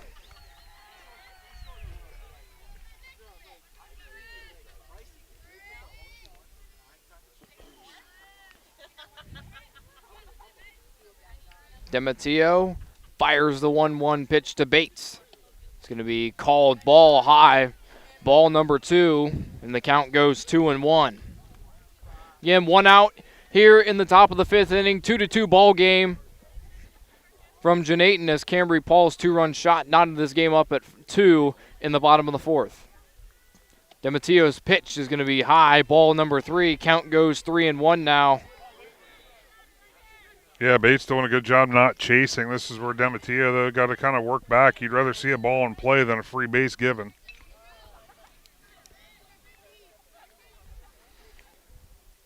DeMatteo, the 3-1 pitch is going to be low. Ball number 4.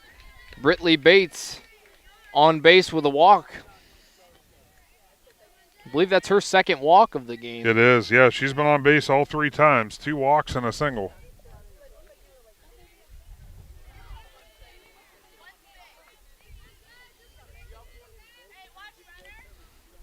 DeMatteo, the first pitch to number 23. Jaden Jarris, the first baseman, she singled her first at-bat.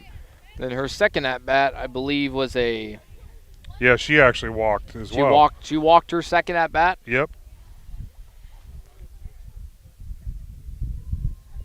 DeMatteo's 0-1 pitch. It's going to be Grounded to Addison Cross. She's unable to field it, though, and that's going to be an infield single. And Bates advances to third on the slide. Runners on first and third, and another base hit for Jaden Jarvis. So an error at second base by Addison Cross allows the runner from first to advance to third, and now a runner in scoring position for the Generals. Yeah, that was a tricky play. That ball was hit up the middle. Cross did a good job. Almost got her glove on it, but it was able to get through. And Generals have something going here with only one away. This heart of the order for the Generals has been on point this entire game. Yeah. DeMattio's first pitch to number 13, Prue Fichuk. Yeah, Fichuk both times has hit it to the second baseman. One was a fly out and one was a ground out. So knowing that, I guess the Braves' right side of the infield better get prepared. DeMattio, the 1-0 pitch is going to be high. Ball number 2. Throw down to third as Bates gets back to third base. Runner advances to second. Double steal attempt there for Ridgewood, but Indian Valley all over it. Yeah, just a little bit of motion there from the runner at third, so the runner at first could take second base. Eliminates the double play. Nice stop by Hannah Pringle, the catcher. Ball 3 to Fichuk, and the count goes 3-0.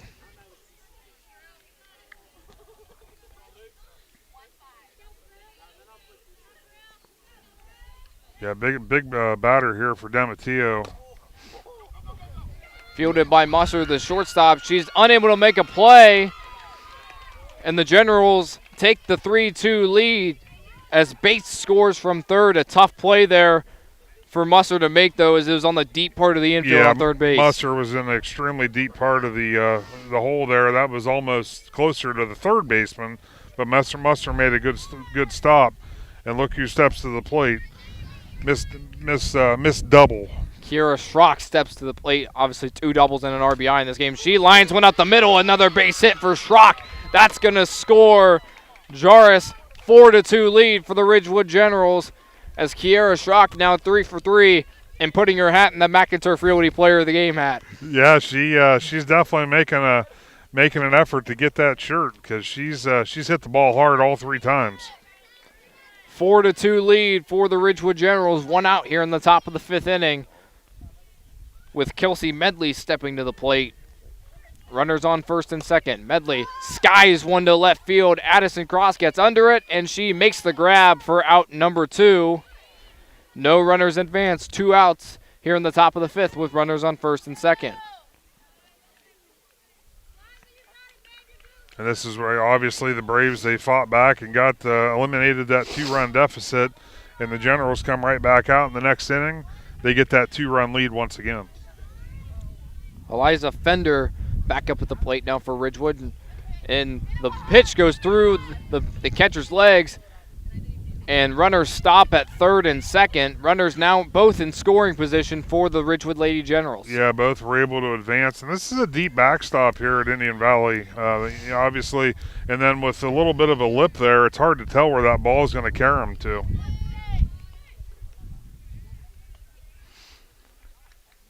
DeMattio, the 1-0 pitch is going to be low again. Good stop there by Pringle to prevent another pass ball. 2-0 count now.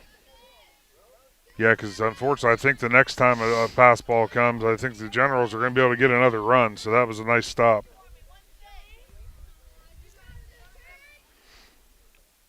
DeMattio, the 2-0 pitch is going to be swung on a miss. Strike 1. Runners stay at second and third. 2-1 count now to Fender. Yeah, Fender looking to keep this inning going for the Lady Generals. They've already put 2 across here in the 5th inning. DeMattio, the 2-1 pitch is going to be swung on a miss. Strike number 2. Count goes even at 2-2.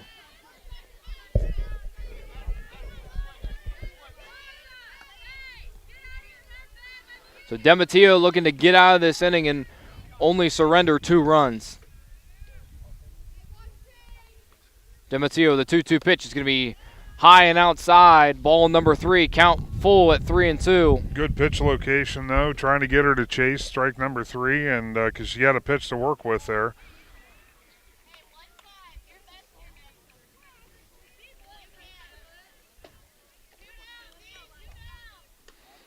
DeMatteo.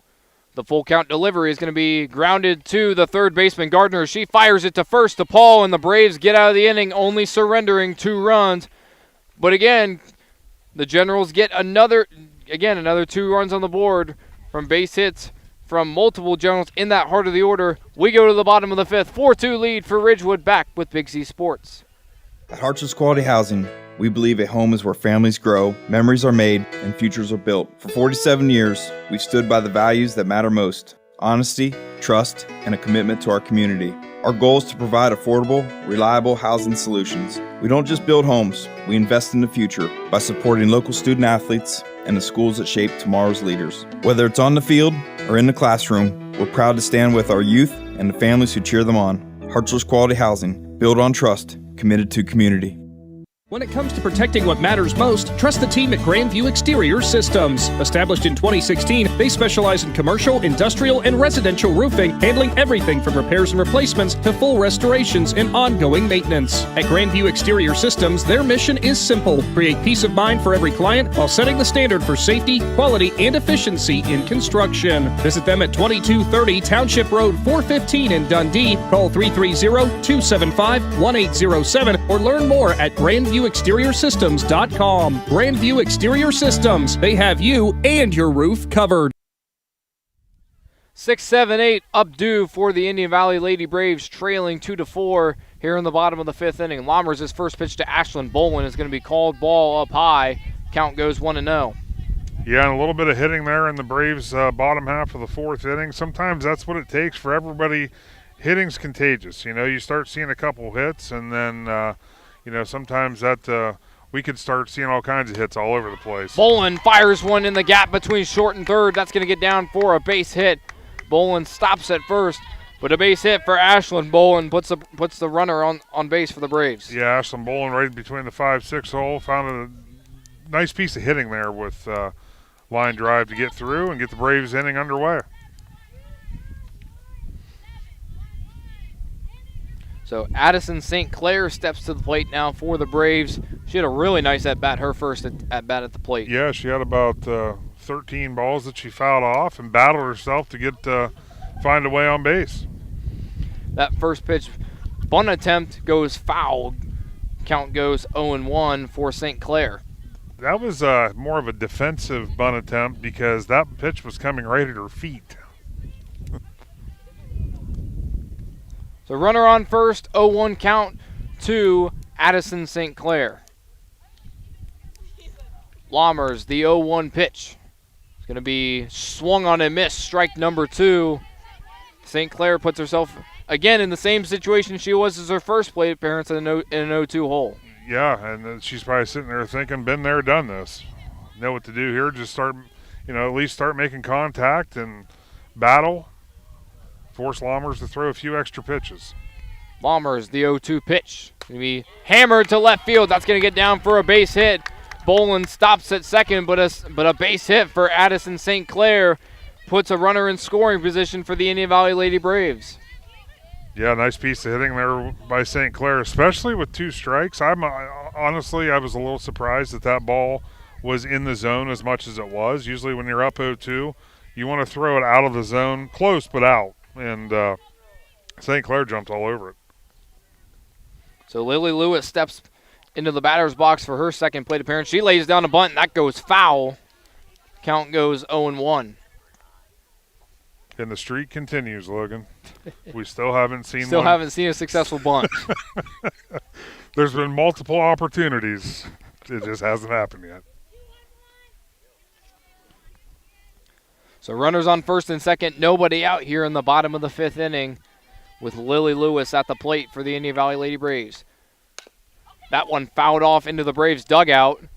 Count goes 0-2 now from Lammers to Lewis.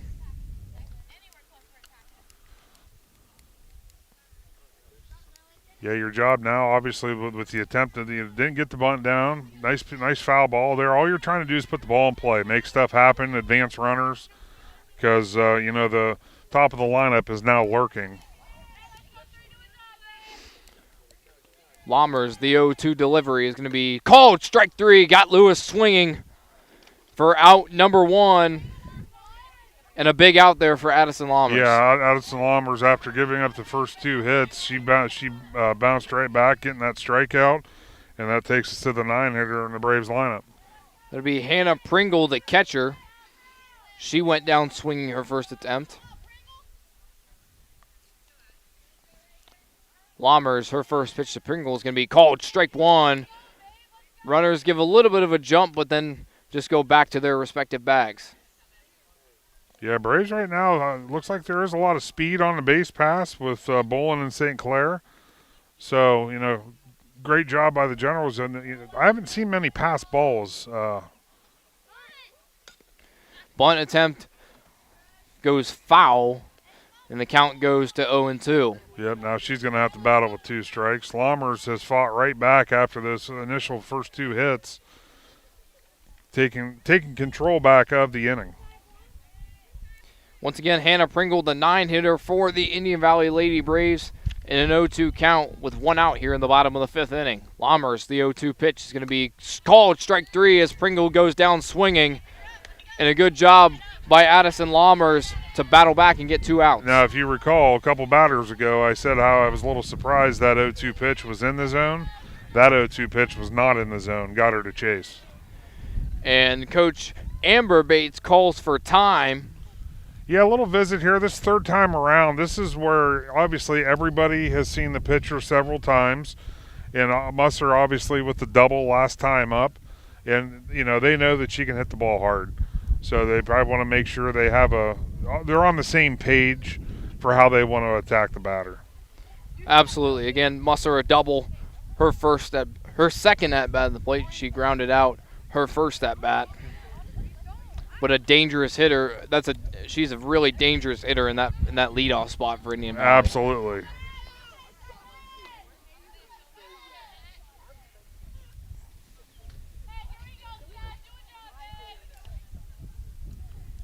So Addison Lammers with 2 outs now here in the bottom of the 5th inning, getting ready to pitch to Natalie Musser, the leadoff hitter for Indian Valley.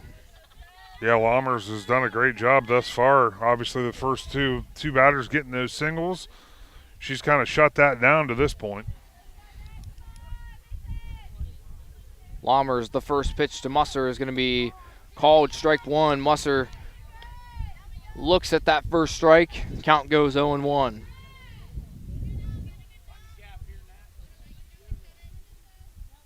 The other thing with Musser is even a ball in play, it's going to be difficult with her speed. Lammers, the 0-1 pitch is going to be high for ball number 1. Count goes to even at 1-1. Again, runners on first and second. 2 outs here in the bottom of the 5th inning. A good job by Lammers to get it to 2 outs after those initial hits from the base runners. Lammers. Musser fires it to the second baseman, and it's going to be in time. A great play from the first baseman. Musser just a little bit short on getting to first base, and Lammers retires the leadoff hitter for Indian Valley, and a great job getting out of that inning. Generals coming to the plate next as we go to the top of the 6th with Big Z Sports. PAC Drilling, a family-owned and operated company since 2005 in Bolivar, takes pride in being an economic oil and gas drilling company. PAC's objective is to contribute to American energy independence through profitable development, operation, and marketing of oil and natural gas wells. PAC also employs operating technicians to oversee each and every well drilled to maximize its productivity and longevity. Contact PAC Drilling at pacdrilling.com. If there's a new driver in the house, the East Central Ohio Educational Service Center is ready to help them hit the road with confidence. Through the Drive to Succeed scholarship, eligible Ohio teens under 21 may qualify for funding to cover driver education, making it easier to get started. With flexible online learning and in-car training options, ECO ESC Driver Services helps students build skills for the road and beyond. Don't wait, start driving toward your future today. To learn more or apply, visit drivetasucceed.org or contact Trudy Lewis at trudy.lewis@ecoesc.org. Welcome back to Cheneyden Hutton. 4-2 lead for the Ridgewood Lady Generals with the top of the order upcoming as Laney, Medley, and Lammers all due at the plate for Ridgewood. Yeah, and obviously with only being a 2-run lead, the Generals, they're looking to add to that if they can. Laney pulls back the bunt attempt for ball number 1. Count 1-0. As Dematia looks to continue to at least try to limit the runs, or in best case scenario, not give them up. Absolutely. It's just been some timely hitting by the Generals thus far. It's where a lot of their runs have came from. I mean, they've had some base runners, but Dematia has done a great job tonight getting out of most situations. Obviously, 1 run in the second, 1 run in the fourth, and 2 in the fifth, and that's the 4 runs for the Ridgewood Generals. Both pitchers have done, for the most part, a great job controlling the game. Laney fouled that one off, and now just grounds it to the first baseman, Cambry Paul, for out number 1. A good job by Paul there to field that. That was a hard hit ground ball. Yeah, it was. It was right at her, and she did a good job getting the glove down. And the Generals will continue on with 1 down here in the top of the 6th. So Rylan Medley steps to the plate now for Ridgewood. She looks at ball number 1 on the outside. Yeah, Medley looking to get her first hit. Last time up, she grounded out to the shortstop.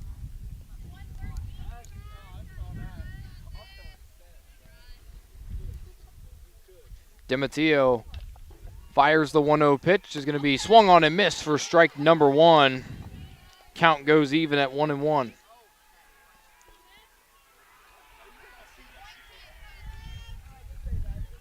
So we start to hear some commotion from the baseball side of things now. The 1-1 pitch is going to be low for ball 2. Count goes 2-1 now. 1 out here in the top of the 6th inning and a 4-2 lead for the Ridgewood Lady Generals.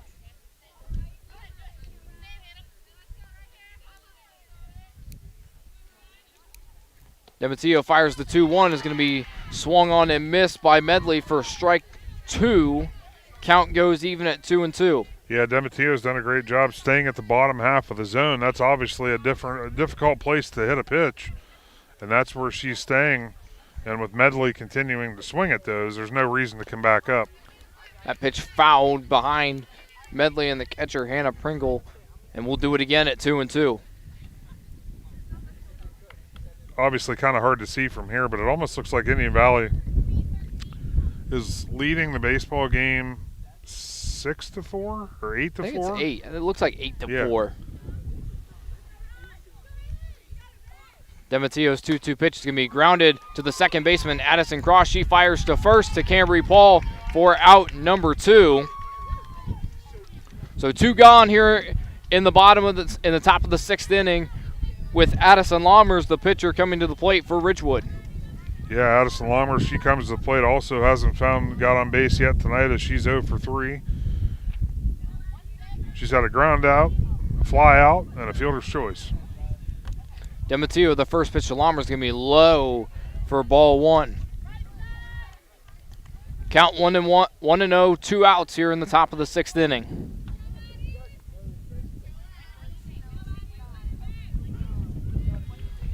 Dematio fires the 1-0 pitch. Is going to be hard hit ground ball up the gap between second, third, and short, and that's going to get in for a base hit. Addison Lammers, her first time on base here this evening. Yeah, Lammers, nice piece of hitting there. Hit it hard right past the third baseman, and the Generals' 6th inning continues. So 2 gone, 1 on base on first. That's Addison Lammers. She just got a base hit, with Britley Bates stepping to the plate for Ridgewood. Yeah, Britley officially in the book, 1 for 1. She's a single and 2 walks tonight. Dematio fires the first pitch, is strike 1 swinging for Britley Bates. Count goes 0-1. More importantly, though, Bates has scored 2 of the 4 Ridgewood's runs. Just shows the importance of getting on base. Dematio, the 0-1 pitch is going to be high for ball 1. Fired down to first by Hannah Pringle. Just a little bit of a caution warning there for Lammers, the first base runner. Yeah, ever since that one leadoff she had, I believe it was last inning, or it would have been a couple innings ago, she kind of reeled that leadoff in a little bit. Bates gets one to right field, and it's going to drop for a base hit. Lammers on her way to third. The throw in from Lewis is in time. Nice throw from Lily Lewis from right to Lily Lewis from right to retire Addison Lammers at third and end the inning for the Indian Valley Lady Braves. Braves coming to the plate. For the bottom of the sixth. We'll be back with Big Z Sports right after this.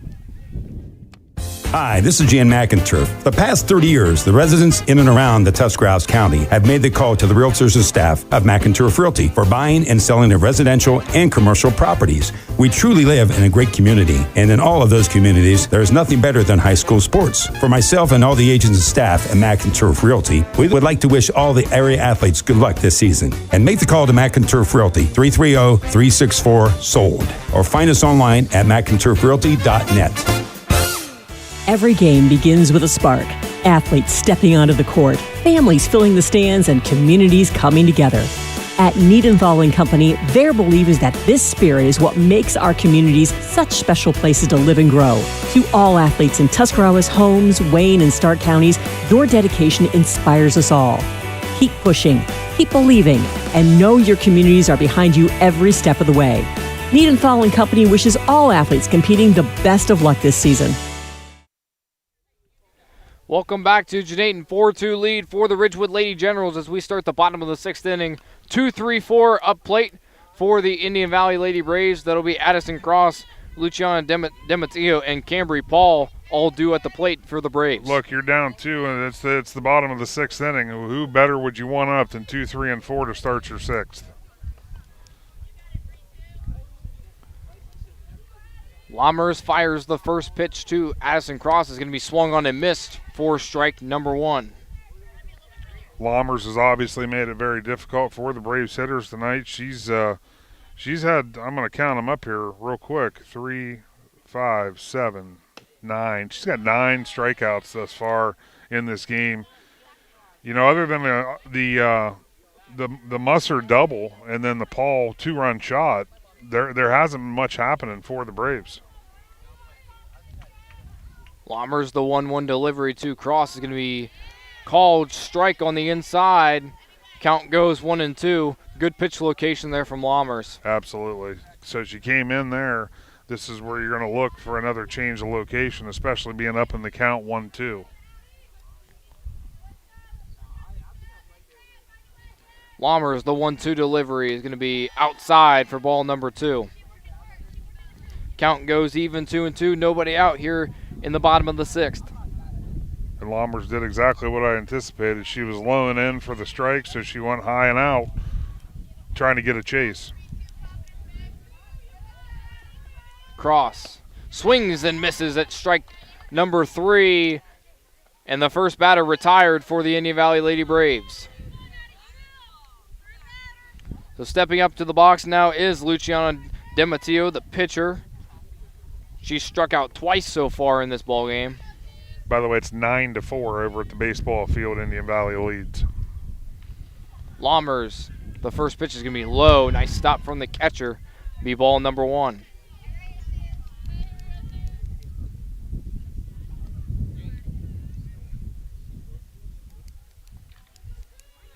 Braves just need those base runners. You know, obviously that's how things get started. Dematio swings and misses at the first one, a high pitch. 1-1 count. Yeah, 1 ball, 1 strike, 1 out. At this point, if you're Indian Valley, you're looking for a base runner with Cambry Paul on deck. As Dematio looks at the second one, strike 2 and a 1-2 count. And that's where it gets a little difficult because first strike she chases high, second strike right down the middle, and you know, obviously didn't attack that one. So Coach K a little frustrated, I think, with that. That pitch fouled off by Dematio. Count stays at 1-2. Close games, it's obviously sometimes the overthinking can kind of take over as well as a player.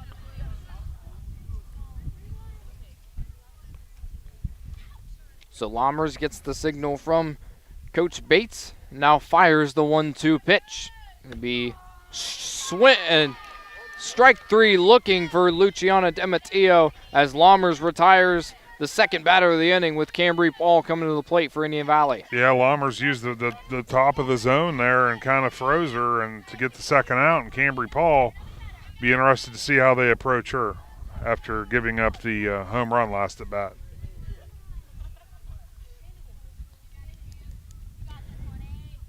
Lammers, her first pitch to Paul is going to be low and inside, ball number 1.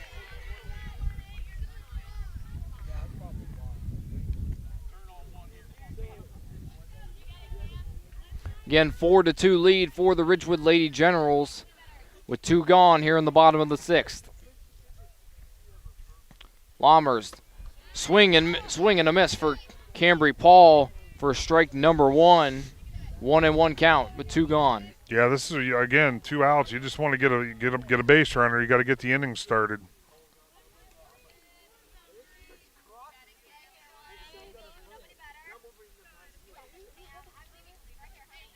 Lammers, the 1-1 delivery.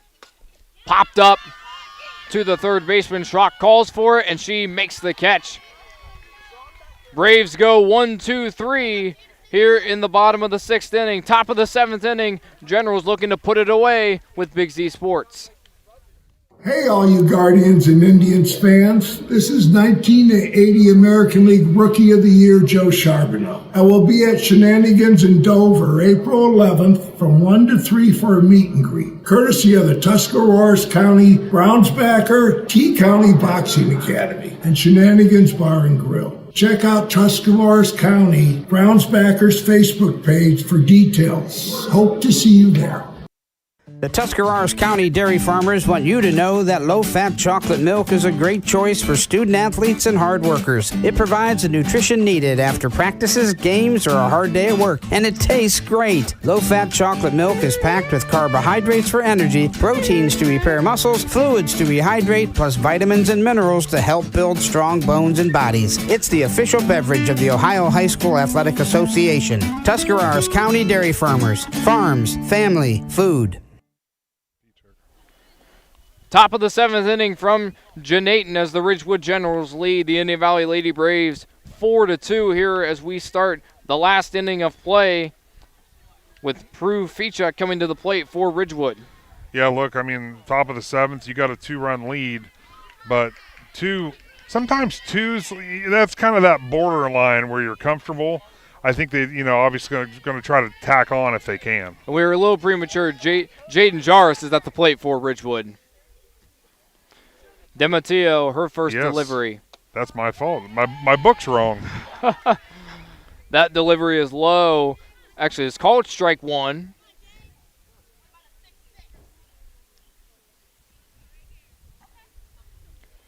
DeMatteo steps on the mound, now fires the 0-1 pitch to Jarvis. Is going to be high for ball number 1.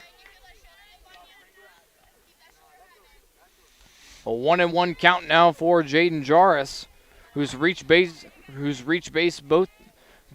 all 3 times she's been at the plate. Yeah, she's got 2 singles and a walk. So a good night at the plate for Jarvis. DeMatteo fires the pitch. It's pop fly to right field. It's going to be caught by Lily Lewis in foul territory. Lewis has made a couple nice plays there from right field. Obviously, with that one exception where the wind just kind of took that one with the anticipation. But this time, better adjustment. I would say off the bat this time, she was in more of a sprint where that, like I said, that one that you had just mentioned, kind of a slow jog because she thought she could get there. That wind's still carrying the ball towards the fence in right field. DeMatteo, the first delivery is going to be grounded to the shortstop, Musser. Musser fires to first to Paul. It's going to be out of Paul's reach. And the runner is going to advance to second on the pass ball as Prue Fichuk is in for a double on the error from Cambry Paul.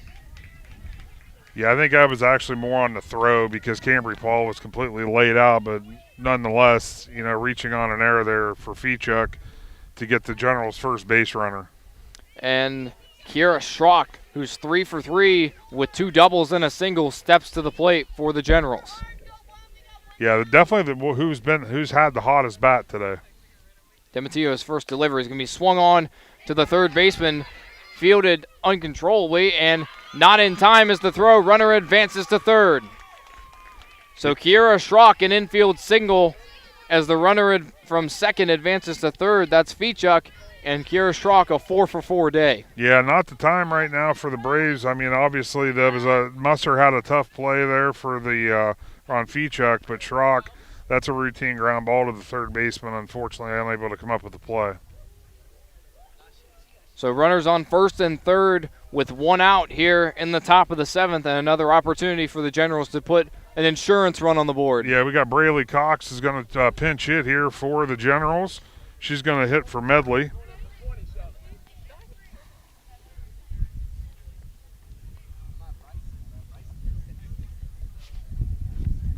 Braylee Cox, a sophomore for this Lady General squad. Again, runners on first and third, one out here in the top of the seventh. Generals just looking to add some insurance runs here in this inning. Yeah, absolutely. And in a perfect scenario for the Braves, they're looking for a ground ball right at Musser that they can maybe turn to and get out of this.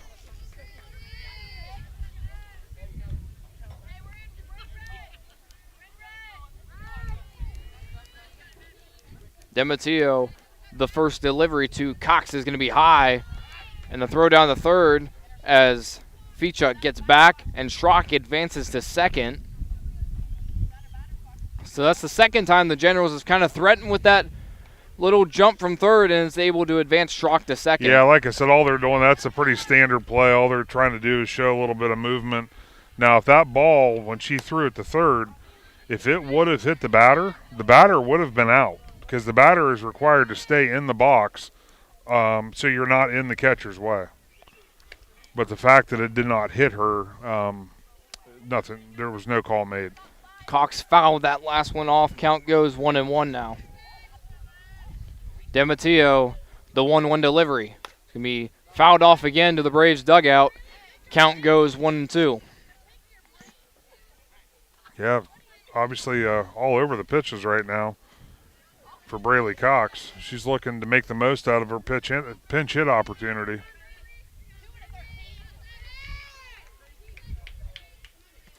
DeMatteo, the 1-2 delivery is going to be low for ball number 2. Count goes even at 2-2.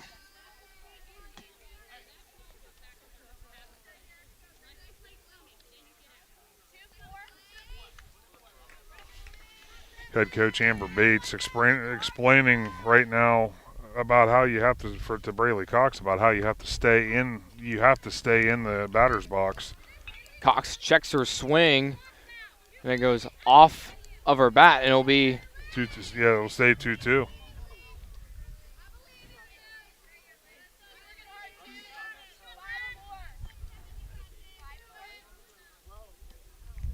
DeMatteo, the 2-2 delivery to Cox is going to be low again for ball number 3. Count goes full at 3-2.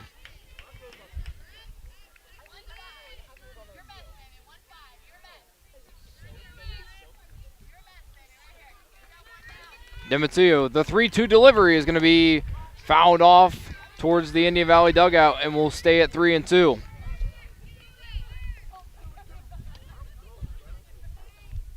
Yeah, another nice battle here between pitcher and hitter. So runners on second and third. That's Schrock and Fichuk with one gone here in the top of the seventh. Generals looking to add some more insurance runs. DeMatteo's pitch is going to be lined to left field. That's going to go foul towards our cameraman, Bryce Hains, down there somewhere. The count will stay at 3-2. All good. I can see on the monitor the camera's still up. Hopefully Bryce is okay. Again, want to thank our Claxon Communications production team of Abby Jones and Bryce Hains for being here today. As strike number 3 called as Cox goes down swinging for out number 2. Yeah, good battle there by DeMatteo to get that second out. And I'll tell you what, the way this inning started off, if the Braves can come out of here still only trailing by 2, that's all you can ask for right now. First pitch fouled off towards the buses and will right off the back of the car. Yeah, that's the second shot that car has taken. 0-1 count now to Eliza Fender.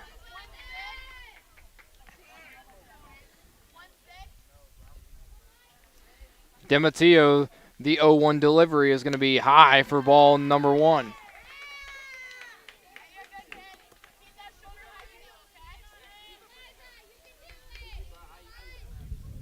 So the Generals with the opportunity here to kind of blow things open, or the Braves, obviously the opportunity to keep it knotted at just trailing by 2. Fender sends one up the middle, fielded by Mustard, the shortstop. She fires to first for Paul, and the Braves get out of it, surrendering 0 runs in the inning. Last opportunity for the Braves here in the bottom of the 7th coming up. You're listening to High School Softball with Big Z Sports.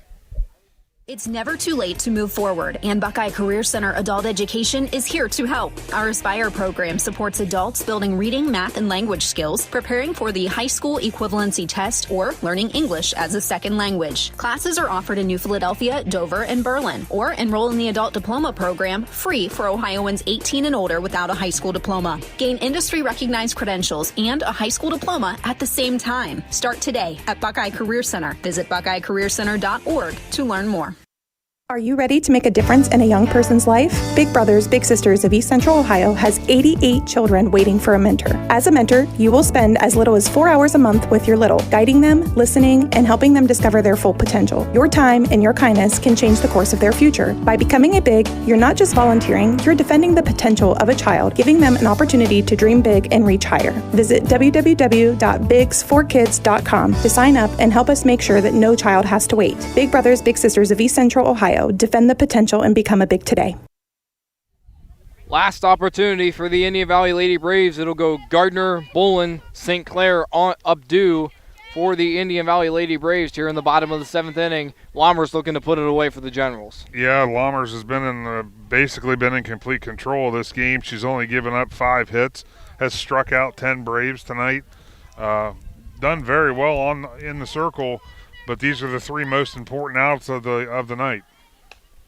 Gardner fouls that one off the bus. Yep. And the count goes 0-1.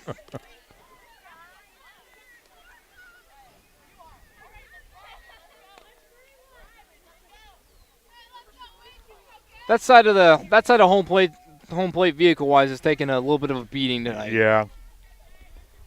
Lammers, the 0-1 delivery to Gardner is going to be swung on and missed. Tried to check her swing, but checked it a little too much. It'll go 0-2. Yeah, good chase pitch there by Lammers, and it did exactly what she wanted it to do as Gardner chased it right up and out of the zone. 0-2 count for Lammers. Her delivery is going to be high for ball number 1. Good idea there by Lammers, thinking if you can get her to chase 1, might as well try it again. Got 3 pitches to waste.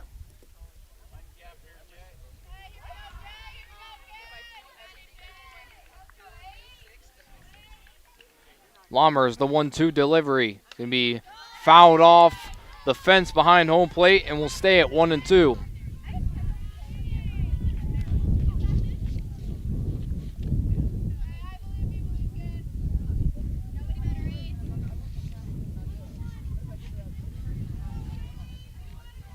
Lammers gets the signal, now fires the 1-2 pitch.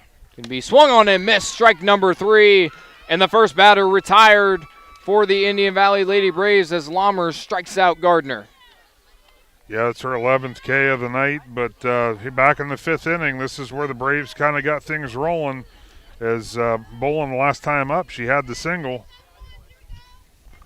So Ashlyn Bolin with a single at her last at-bat steps to the plate now with 1 gone here in the bottom of the 7th. Lammers, the first pitch is going to be fouled off for strike number 1.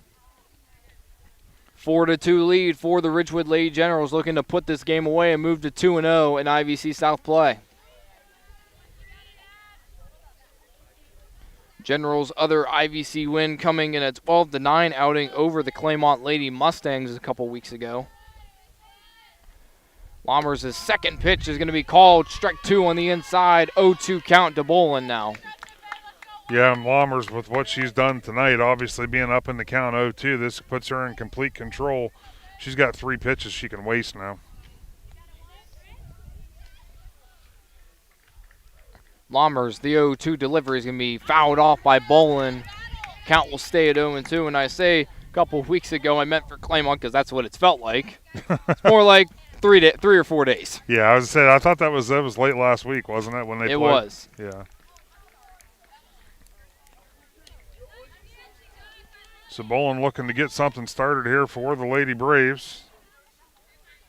Lammers looking to continue doing what she's done here the last few innings, and that's limit the Braves' offense.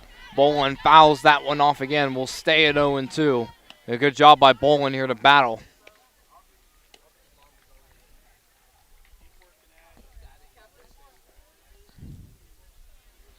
Lammers gets the signal from head coach Amber Bates. Now fires the 0-2 pitch.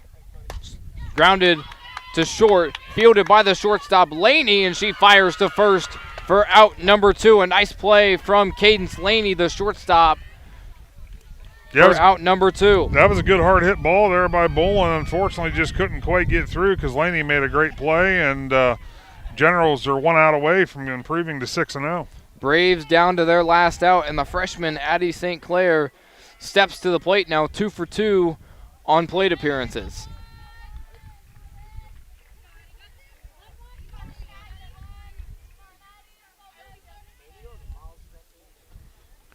St. Clair both times has fell into an 0-2 hole and has battled back both times. She turns on this one to left field, and that's going to get down for a base hit. St. Clair on her way to second. The throw in is not in time. St. Clair slides in the second for a double. Yeah, the Braves aren't done yet. That makes Addie St. Clair's now 3 for 3 on the night, 2 singles and a double. So Lily Lewis steps to the plate now for the Lady Braves. Lewis 0 for 2 thus far. Runner on second with 2 gone here in the bottom of the 7th inning.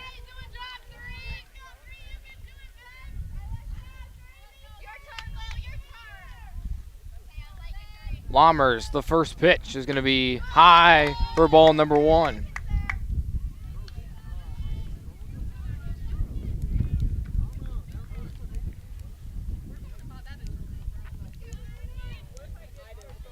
(1-0) count, 4-2 lead for Ridgewood, looking to put this game away here in the bottom of the 7th inning.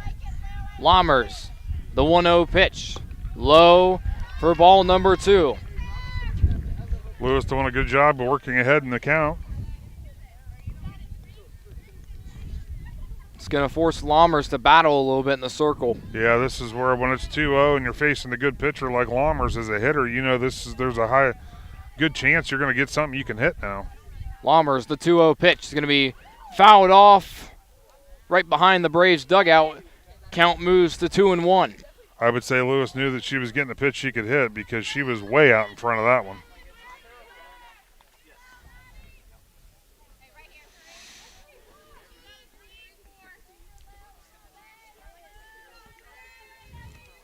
Lammers fires the 2-1 pitch.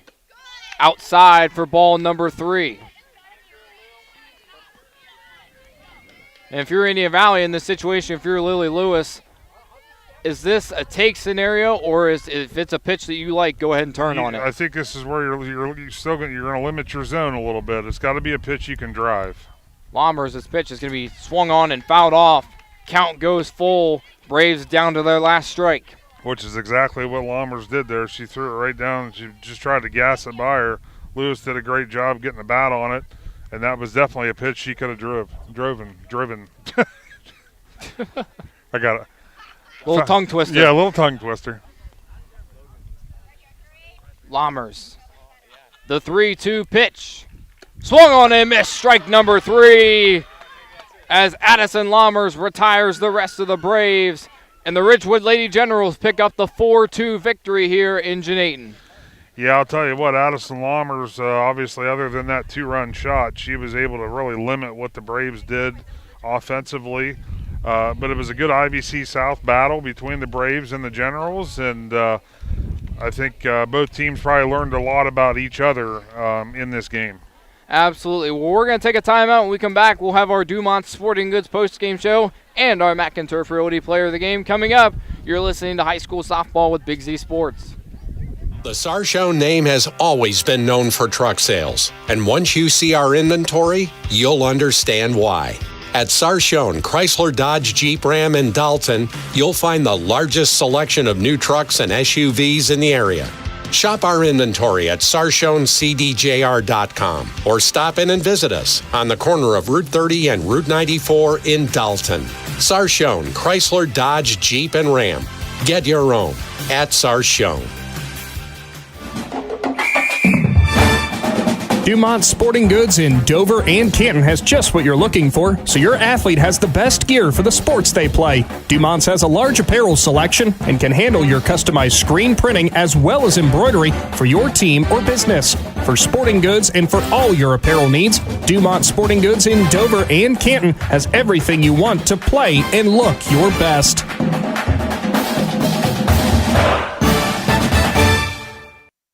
Save the date. Customer Appreciation Days are happening at Keim Home Center and Keim Mount Hope Hardware, April 13th through the 18th. Join us for a full week of celebrating you, our customers, with 10% off select items store-wide, live demos in the shop, gift card giveaways, food, and more. Visit us online at keimhome.com or follow Keim on Facebook for more details. We'll see you April 13th through the 18th for Customer Appreciation Days at Keim Home Center in Charm and Keim Mount Hope Hardware. Every day begins with purpose. Every job begins with precision. At Rightmark Roofing, we don't just install roofs. We build trust and forge relationships. We understand that your roof is more than just materials. It's protection. It's peace of mind. That's why we use high-quality products and expert craftsmanship. With a sharp focus, our team is always ready to hit the mark. Call Rightmark Roofing.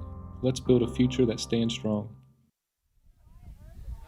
Welcome back to Jenaton as we start our Dumont Sporting Goods postgame show as the Ridgewood Lady Generals pick up the 4-2 victory over the Indian Valley Braves here in Jenaton. And Adam, this is everything you want out of an IVC softball game. It's tough, competitive, both teams playing hard. Yeah.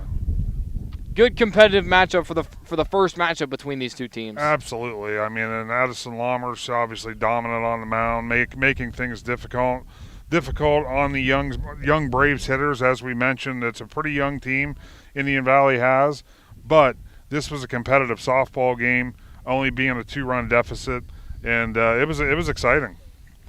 Absolutely, and you take a look at both teams. Ridgewood moves to 6-0 and 2-0 in league play in the IVC South. Indian Valley drops to 0-4.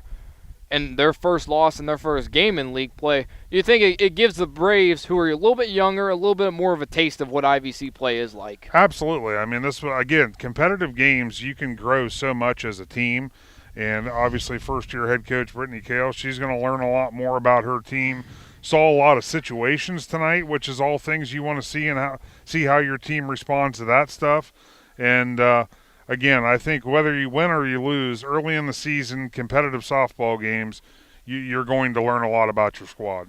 Absolutely. Well, we have one more order of business in this Dumont Sporting Goods postgame show, and that is our McInturf Realty Player of the Game. And this ended up being a pretty easy decision based on her performance at the plate tonight. Our McInturf Realty Player of the Game is senior third baseman Ciereszewski of the Ridgewood Lady Generals. She had 2 doubles, a single, reached on an error, and 2 RBIs to go with that as well. Yeah, absolutely. I mean, she was obviously the difference maker at the plate, and yet though, obviously Addison Lammers had a great night in the circle.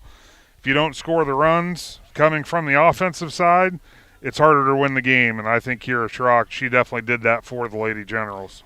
Absolutely. Well, that is going to wrap things up from Jenaton as the Ridgewood Lady Generals move to 6-0 on the season with a 4-2 victory over the Indian Valley Braves. I want to thank our presenting sponsors, the Tuscarawas Insurance Agency, the Rightmark Roofing, and the Keim Company for their continuous support all season long of Big Z Sports' presentation of high school baseball and softball and track coming up this weekend. Yes, absolutely. We'll be down at the J.D. Milburn Relays as that's always exciting, and that does kick off our high school track coverage for 2026. And if I'm not mistaken, on Friday we have another game with the Ridgewood Lady Generals. We do. They are scheduled to host the New Cumberstown Lady Trojans, so little brief hiatus here with Big Z Sports. We'll take a few days off, but right back at it on Friday. Absolutely. Well, that is going to wrap things up in our Dumont Sporting Goods post-game show for the Claxon Communications team of Bryce Hains on the camera work and Abby Jones producing today's game from Janaton.